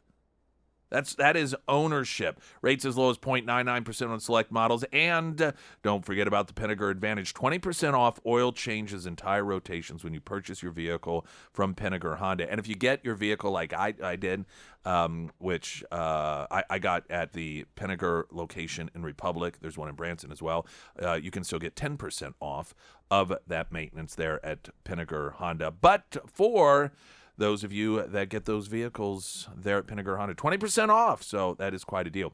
I know, but I'm going to let Barry tomorrow reveal what the food truck is going to be, because I just feel like that's part of his thing. Ooh, you're keeping a secret? I am keeping a secret. And I don't know if I know how to pronounce it anyway, so.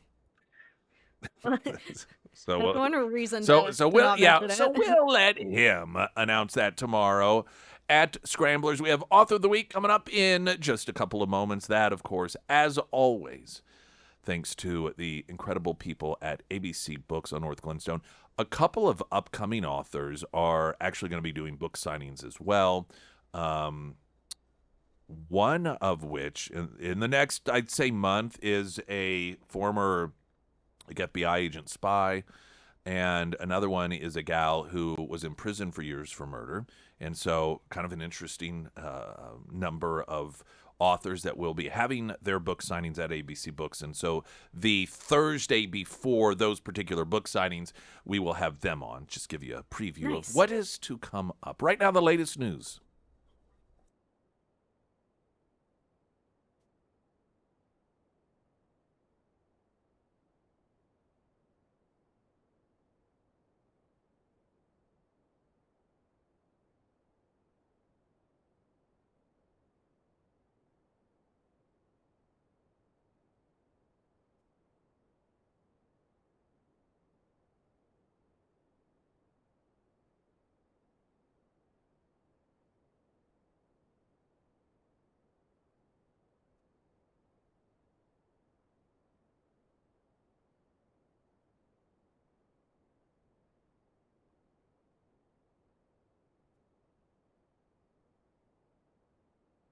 And the first alert forecast from Ozarks First meteorologist Tom Schmidt, sponsored by St. Clair of the Ozarks Home Improvements. Today it's going to be a hot one with a high near 94. Tonight mostly clear with a low around 72. For your Friday and Saturday, sunny and hot with a high near 96. And real quick, Foreman Mechanical Heating and Air. The Foreman team is growing.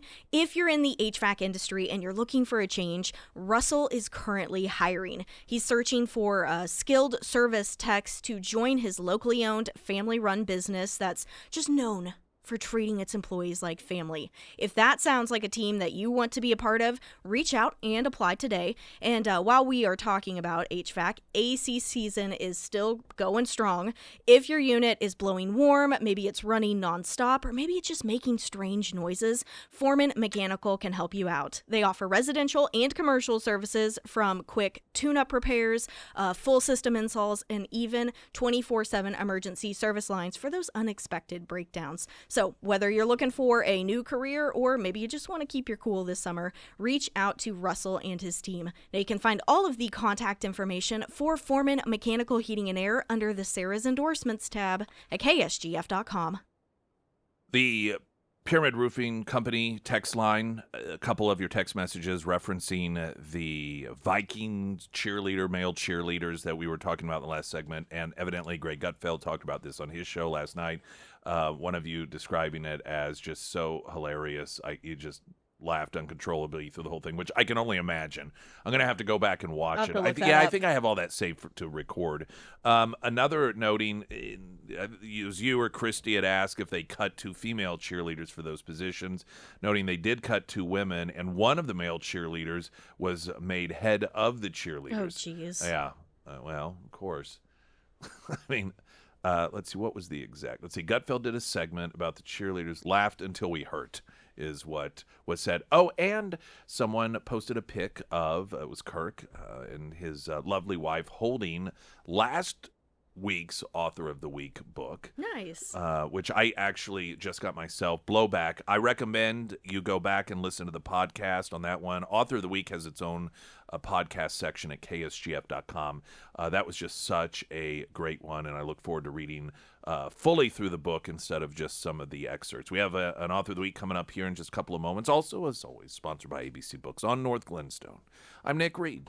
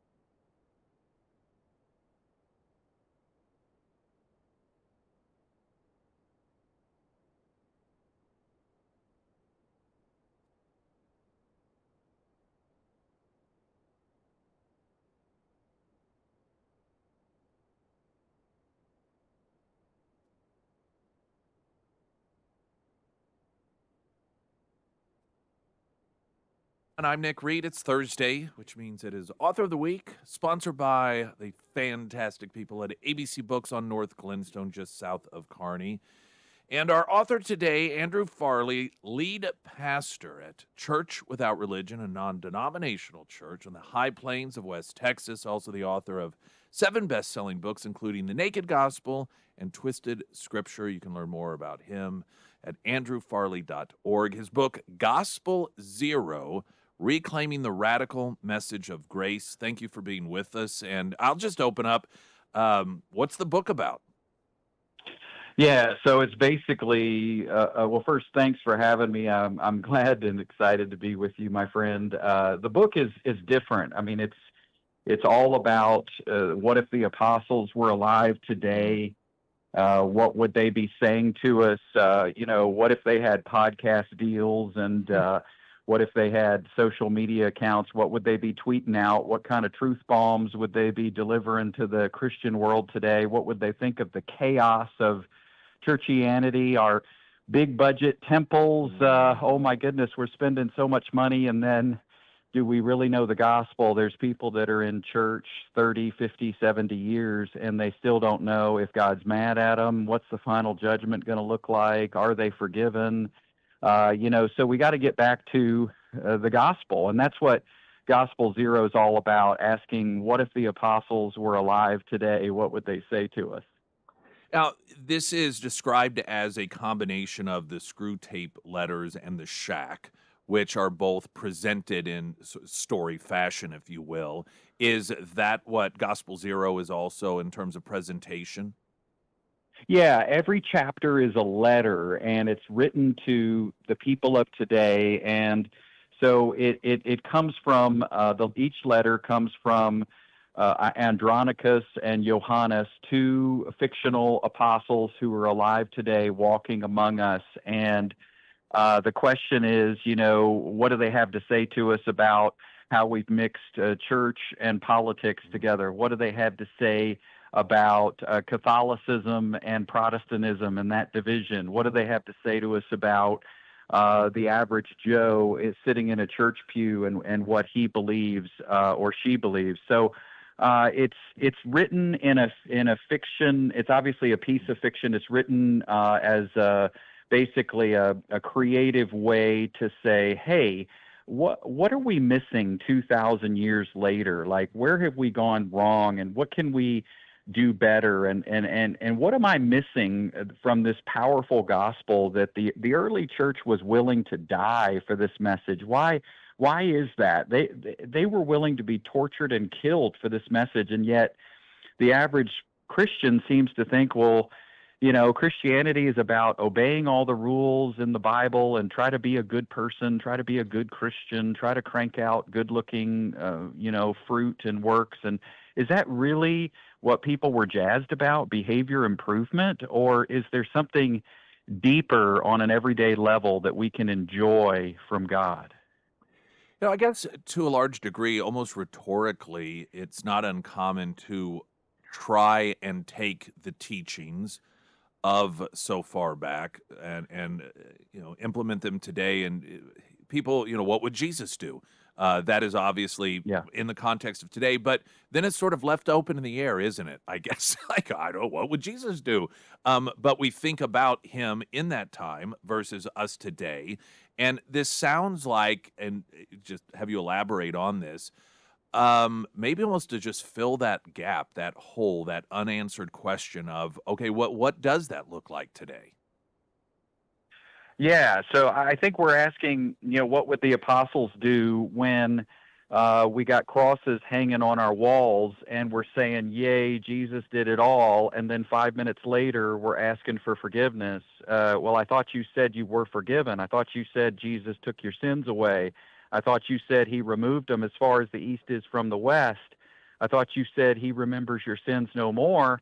So what are you doing asking for forgiveness when you just told me you're forgiven once for all, as Hebrews says? So, it's what would the apostles think when we dim the lights and play the sad music at communion trying to get right in 5 minutes or less? So when the Welch's grape juice is coming down the aisle, why are we trying to get right in the next 5 minutes when, in fact, the whole purpose of the supper is to celebrate that Jesus qualified us. He qualified us through his blood and through his resurrection. And so, it's ironic that we're trying to qualify for a supper that in fact celebrates that he qualified us. So what would the apostles say about all these things when we, the church, are trying to wake up every day and die to self? Well, that phrase doesn't even exist in the Bible. We made it up. Why would we try to die to self when our old self died and we're the new self? Well, we are a new creature in Christ. The gospel is not wake up every day and kill yourself. The gospel is wake up every day and count yourself alive. So we're just missing some key components of the gospel, and this book, Gospel Zero, is causing us to get back to the core message that is powerful and radical and controversial and totally Jesus-centered.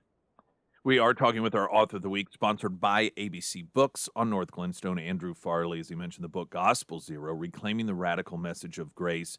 There's a level of safety, I suppose, when talking about things of Christ and Christianity by reading directly from the Bible, because one can't really dispute that as a Christian. But when you begin to explore, as the book does, all of these different, how would that look today? How would the apostles, with podcast and, the celebratory nature of churches today, all of a sudden, that gets into interpretation, and that can, I guess, for some people maybe be controversial or make people bristle up and feel like, well, no, that doesn't sound right.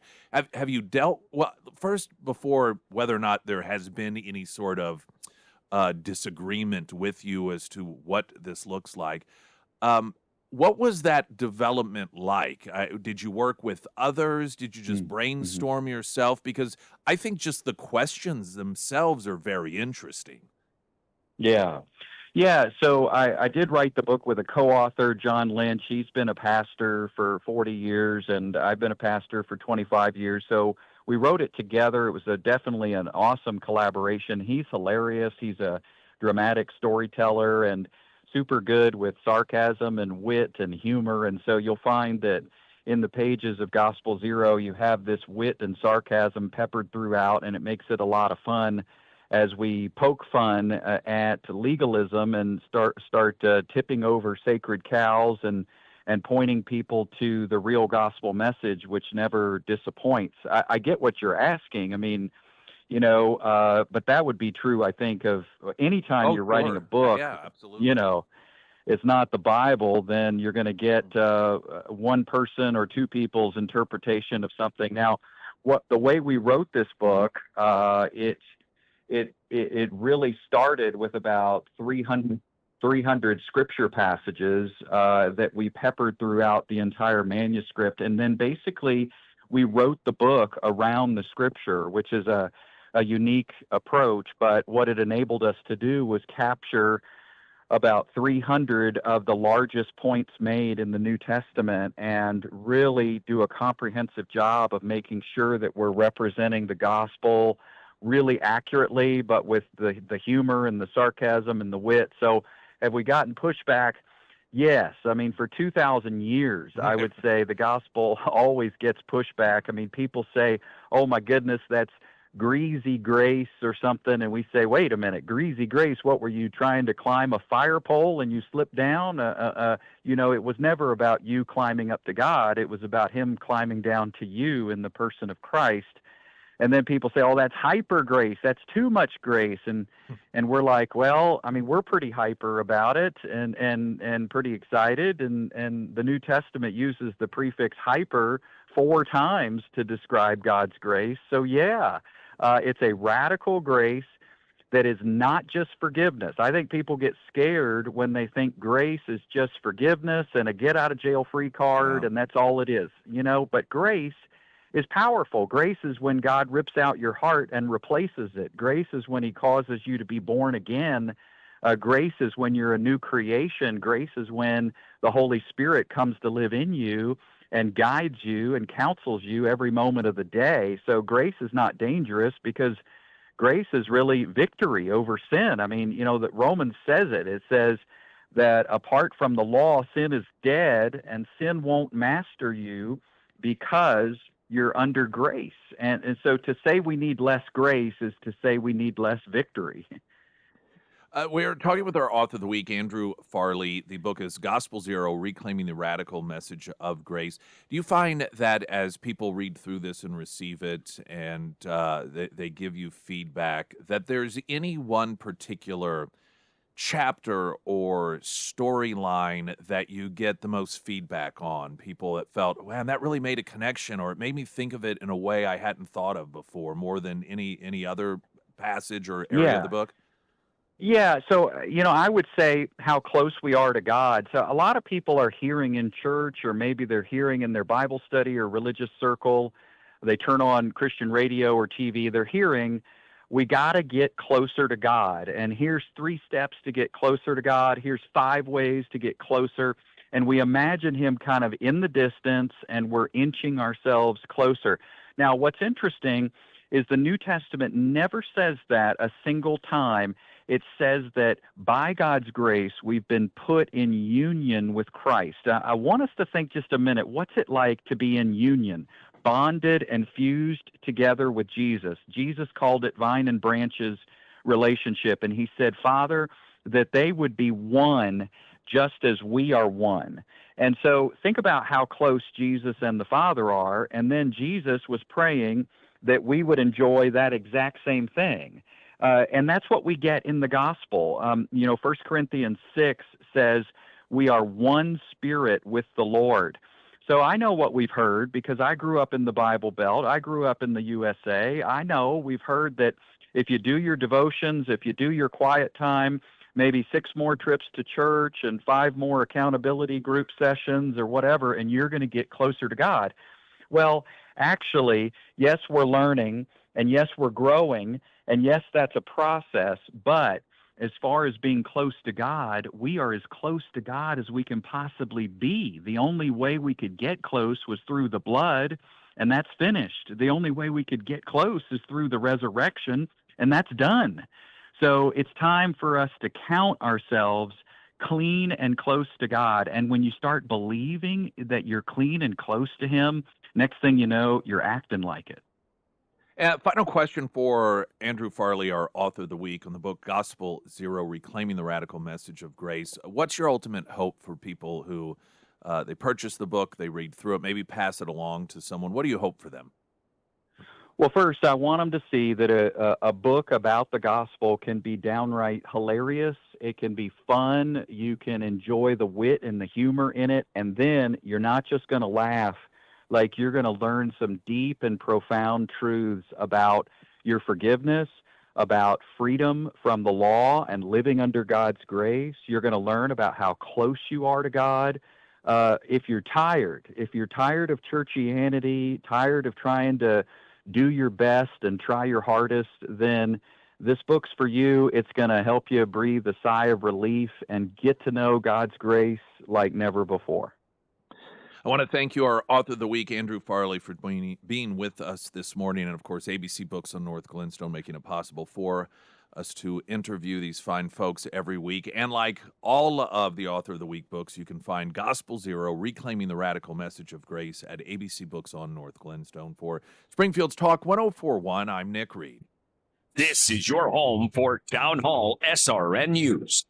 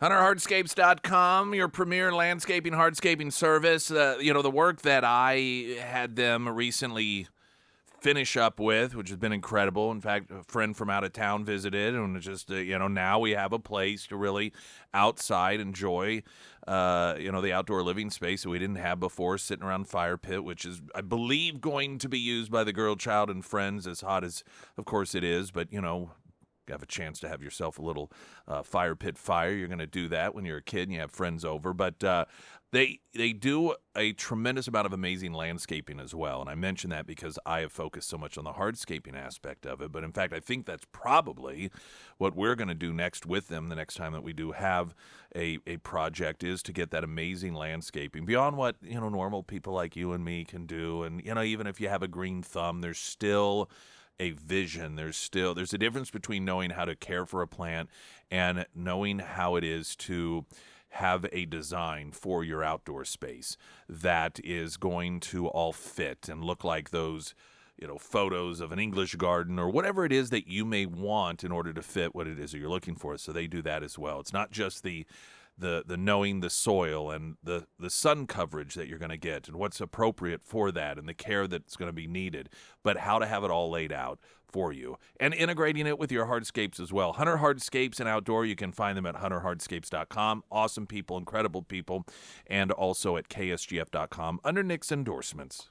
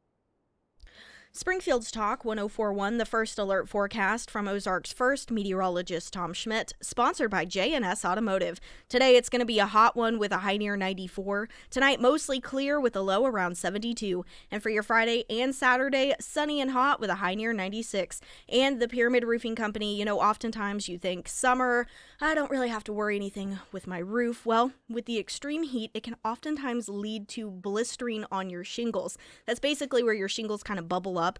Typically happens around your ventilation, and that can lead to leaks and moisture getting underneath your shingles, and then you got your leaks and your yellowing on your ceiling.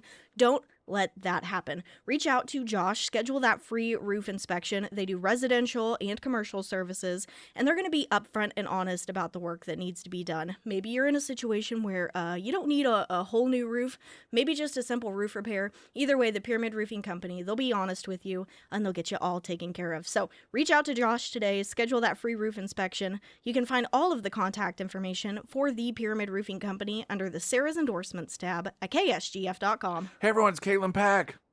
How are you? Great. How are you guys? I'm doing fantastic. I haven't seen you for a bit. Yes. Do you take vacation during to us, it's a downtime for the symphony because we don't see you. So in our minds, it doesn't exist. Yeah, well, actually, We're like dogs. Whenever the owner leaves, they don't have the concept of what goes on out there, and so they're gone. And so whenever we don't see you for a while, symphony just doesn't exist. I know. Well, we're back, but actually, summer's a very busy portion for me, especially in marketing, because I have to prepare everything for the season. So this is my busy season, but I'm so excited to be here and starting a new season with the community. Now, generally, when you join us, it's because there is a performance in the next day or so. However, it's a month away, the first, right? So we're here to just talk about the upcoming season. Yes. All right. really exciting season. So if you were with us this last year, you know it was our 90th. So we are going into our 91st season. And if you know Kyle Wiley Pickett, our conductor and music director, he always has some crazy fun theme. And if you haven't seen our social media or been on our email list, our theme this year is called Binge Worthy. Nice. So everything is based on characters and music and shows and stories that we know and love. And so we're really excited. We're going to kick off this season with Don Juan. So really famous story, famous music as well. It's actually used a lot in music auditions. It's one of the more difficult pieces, and so a lot of auditions use that to play, to audition for it. And so we're going to open the season with that. Was that there a Johnny Depp movie version? I think Yes, so. there was as well. It's not based on that movie, Right. but it's I thought there pretty was. similar. Thought So there you still was. have the rogue hero who's Yes. captivating and passionate and all that fun I stuff. relate. Yes. And then we are following it up with our first pops of the season in October, which is going to be the music of John Williams. Definitely one of those that I recommend to people who are like, I don't know, symphony, I've never been, but it's just that music you hear in elevators, and this is a great introduction for you. Yeah, absolutely. We've had a ton of interest in it. So I know yeah. tickets are going to sell out for that. So tickets Absolutely. went on sale actually yesterday. So if you want to reserve your seats for that show specifically, I would say get on there now. This is one of those seasons where whenever we were getting our preview, it was like, ooh, which ones do we want to be a part of? And it just, I Yes. feel like it gets harder and harder to pick. Yeah, Kyle does a fantastic job putting these seasons together. And since I've been in the symphony this is my third season with him now. So it just gets better and better. And it's so What exciting. year is this for him? 13, 12? 12 or Okay. 13, I believe. Yeah. So, but excited. We love having Kyle. He's genius at what he does, and the community loves him as well. And it's great to see. But moving on, we have November is Billy the I Kid. think that's the one we're sponsoring. I Yes, think. it is. It's going to be a really, really fun show. Who doesn't love a good classic Western story? Yeah. And we actually have a really cool guest artist coming in. It's called Sandbox Percussion. They're a quartet of percussionists, and they're doing this really, really unique piece called Renewal by Viet Quang. And it's actually utilizes everyday items as instruments. Okay. And it's like a choreographed show. It's really cool. I kind of think like Blue Man Group kind of style. All right. So it's going to be a really fun opportunity. And then, of course, Christmas holiday, we have our holiday performance of The Snowman. So if you were around a couple years ago, I'd say maybe 7-8 years ago, Kyle did this performance as well, where we brought in the British classic silent animation film and projected it, and the orchestra played behind it. So we will be doing that again. Super fun and exciting. And then coming in the spring, we have a lot of really cool, more classically familiar shows, including January is called The Clown, which is Petrushka by Stravinsky.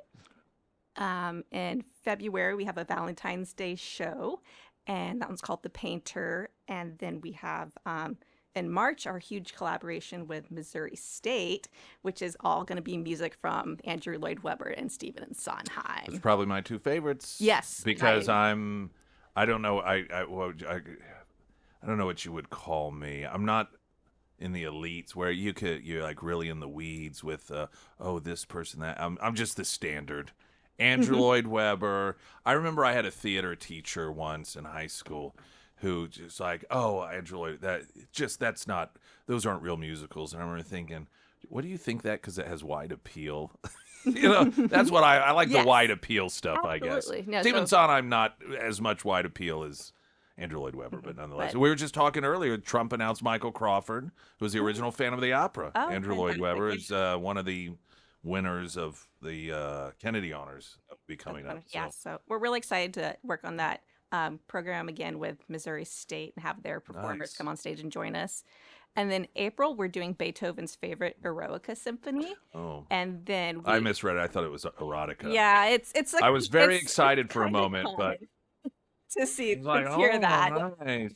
But it's actually based, or it was originally based on Napoleon, Got and it. then Beethoven got upset and didn't want to name it after Beethoven anymore. So Eroica means heroic.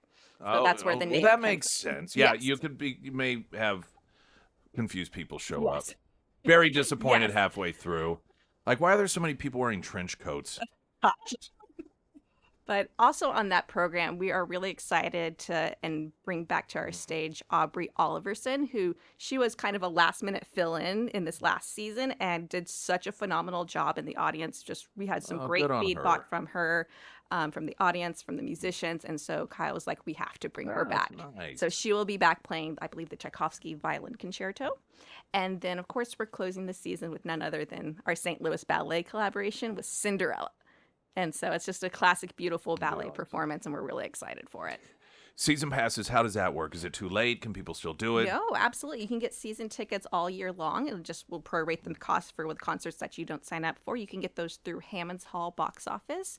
And then all single tickets are on sale now, too. So you can go through the box office for that or head over to our website, springfieldmosymphony.org. If somebody, they think, oh, I'd love to do that, but man, sometimes, I don't know if we'll be able to make them all. Can they let other people use them in instances like that? Okay, that's good to know. People, they get their season tickets because they love to support us and they try to be there, but they don't always can. But your tickets can be given to your friends. I didn't know and it was family. like Silver Dollar City, where you can't let other people use your season passes. No, absolutely. We love it if you invite people and friends to use your tickets because we'd rather have somebody in that seat than an empty one. I always thought it would be cool you get season passes for you and your husband or wife, and then you get another pair, and so you can always invite people with you. Absolutely, we have people that do that, and it's really fun. It's who doesn't want to have a friend to go to the symphony with? What questions am I not thinking of here, Sarah? Anything? I think you got it. I'm so good at this. So, that's kind of a preview of our full season. We also have our family series as well that are 3 free community concerts. So, of course, Spooky in October. Our holiday matinee is called Holiday with the Symphony. And then in January, we are doing Race to the Symphony, which is all music based on our favorite, like racing and kind of things. Really cool things. All right. Well, it's great to see you, Caitlin. Yes, as always. Thank you so much. And then we'll see you 11th or 12th of September, I imagine. Uh-huh. All right. Have a great day. Thank you. Springfield's Talk 1041. I'm Nick Reed.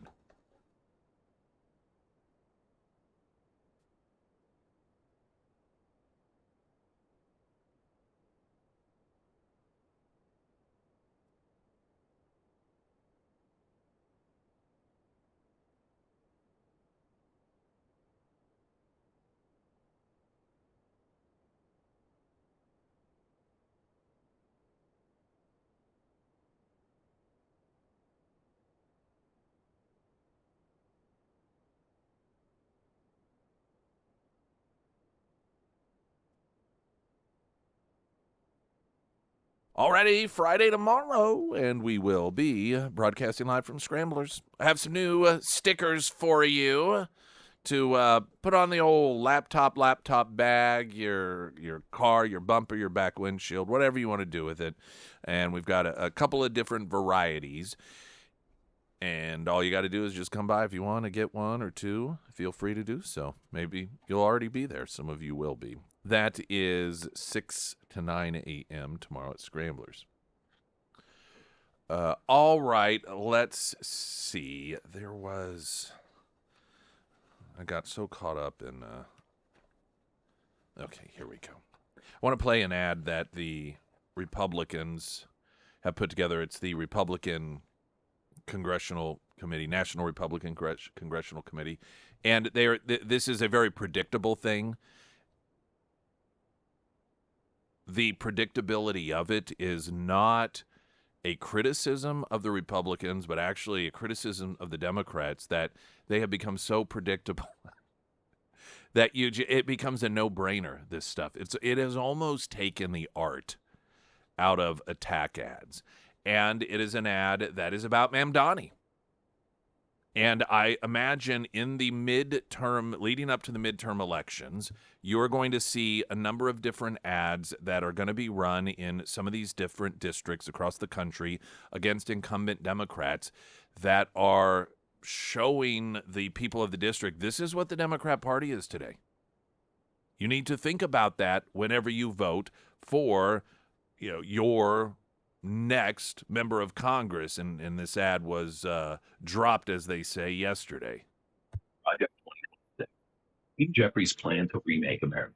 Raise taxes on working families. Impeach President Trump. Donald Trump must be removed from office. I'd like to impeach the bastard right now. Open the floor. restart the invasion. Which I support. Defunding the police. They riot. They We are unapologetic about our socialism. The abolition of private property. chip at it aggressively until we can unravel the whole system. They want to turn America into a socialist, crime-filled dystopia. You going to let them? Part of what makes these ads so effective versus the way that the ads were once upon a time is they use the actual footage of Democrats. Once upon a time, the campaign ads, and these still do exist, and you hear them a lot on radio, and it is, the couple that's sitting around at the coffee shop or having breakfast in the morning, they're like, I just read this article about how so-and-so's going to do this, and then the husband's like, well, I don't like the sounds of that, and then the wife's like, yeah, it says, and so it's just, it's painting the characterization of someone, or the campaign ad, it's got the ominous music and it's like Senator so-and-so, this and this and this and blah, and they want to do this and they're going to do that, and then the bright, cheery Disney cartoon music starts, but so-and-so wants to do this and that, and so it's telling you this is what this person will do versus this is what this person will do. But the Republicans have evolved to running ads that very effectively instead have Democrats telling you what they're going to do. And the reason that they're able to, it's not as if this is some brilliant new idea that the Republicans have come up with. It's that the Democrats continue to hand all of this material over to the Republicans. And it's just, there is so much material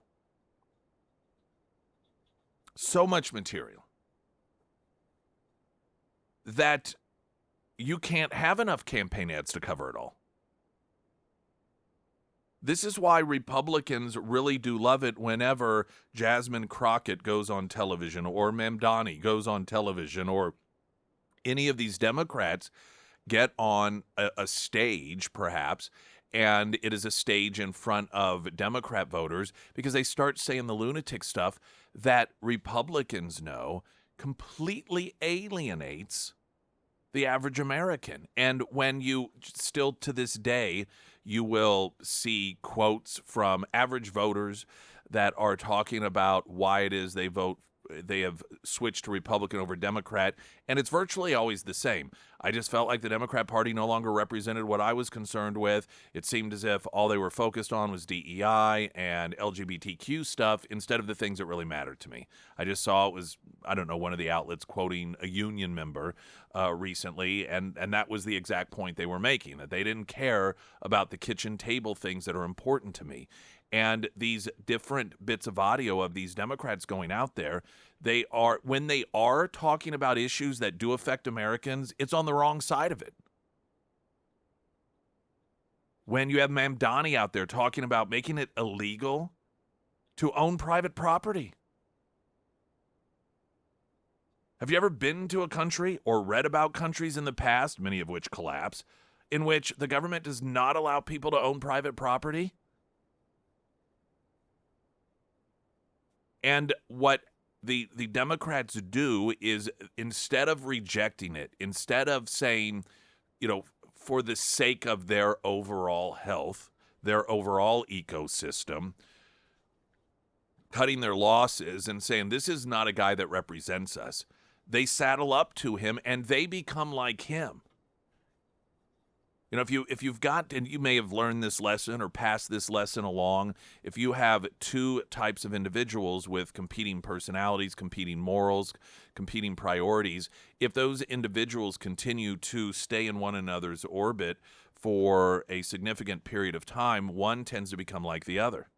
You may have heard this saying, if you want to know what a person is like, know what their friends are like. It's been shown that if you look at the salaries of the 5 people you spend the most time around and average out their salary, yours is going to be pretty close to it. This is just how we are as human beings. And instead of currently the Democrat Party taking the crazy people and assimilating the crazy people into a mainstream Democrat position, you have these Democrats that are considered, quote, mainstream, like the Elizabeth Warrens and others. And I know to you she's not, but, you know, in the world of Democrats, she's, a normal Democrat, smart Democrat. She is saddling up to him. And the way that Democrats do this, those that don't necessarily want to be identified as crazy, is they will say, well, we don't agree on everything. Well, the fact that you agree on anything is problematic. And the fact of the matter is, when you have this continued evolution of the Democrat Party, the crazies are not becoming more normal, but the, quote, normal ones are becoming more crazy. And so whenever you see these ads put out by in this case, the National Republican Congressional Committee, and it has Hakeem Jeffries, and it has Mamdani and Ocasio-Cortez, and these other Democrats that are just saying these lunatic things that are extreme fringe. That is where the Democrat Party is going. That is leading the Democrat Party. And while they may not be officially anointed as leaders, they are true leaders. You know, there's this talk about, all these questions, well, who's the leader of the Democrat Party, and none of them can answer it. The answer, sadly, is people like Mamdani. What makes him a leader? Democrats are following him. We much like the term expert, we oftentimes accept an erroneous definition of what it actually means, and it's the same thing with leader. Leader, we, much like expert, oftentimes see it as whomever we're told is the expert. Doesn't matter if they actually are. Same thing with leader. Well, who's the leader? Well, no one has been officially picked as a leader, so they can't identify. And this really, to me, became such a clear point when Trump was running back in 2016, and he was doing well in winning primaries, and Republican voters were supporting him over the others. And there was this huge debate over what a real leader is. And I remember Jeb Bush during one of the debates talking about Donald Trump's not a leader and I'm a leader. Meanwhile, Jeb Bush had like 3% support amongst Republican voters, while Donald Trump had, much, much higher than that, obviously. And I realized then their definition of leader is not our definition of leader, because the definition of a leader is someone that has people following them. So when the question that seemingly escapes, or the answer escapes these Democrats regarding, well, who's your leader? And they can't identify anyone, they are defining leader as, well, we haven't been told. But the leaders are there. It's the Ocasio-Cortezes. It's the Jasmine Crockett's. It is the Mamdanis.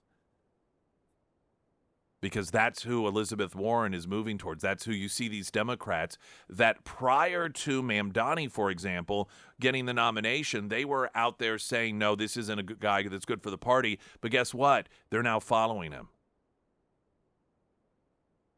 Which means, by definition, Mamdani is leading the Democrat Party because they are following him. And so that means that is where that party is going.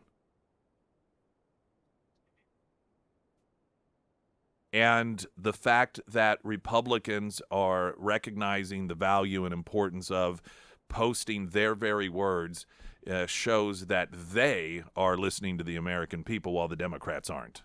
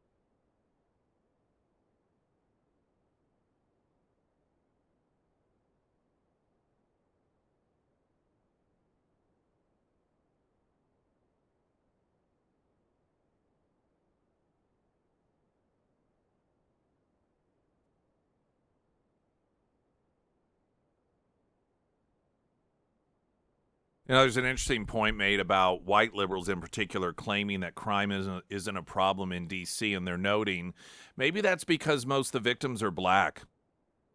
And what does that say about the modern Democrat Party and the modern white liberal in this country, that they don't consider crime to be a problem when black people are the victims? I think that's a very clear recognition of the mindset that the left has when it comes to people of color. Glenn Beck's next. I'm Nick.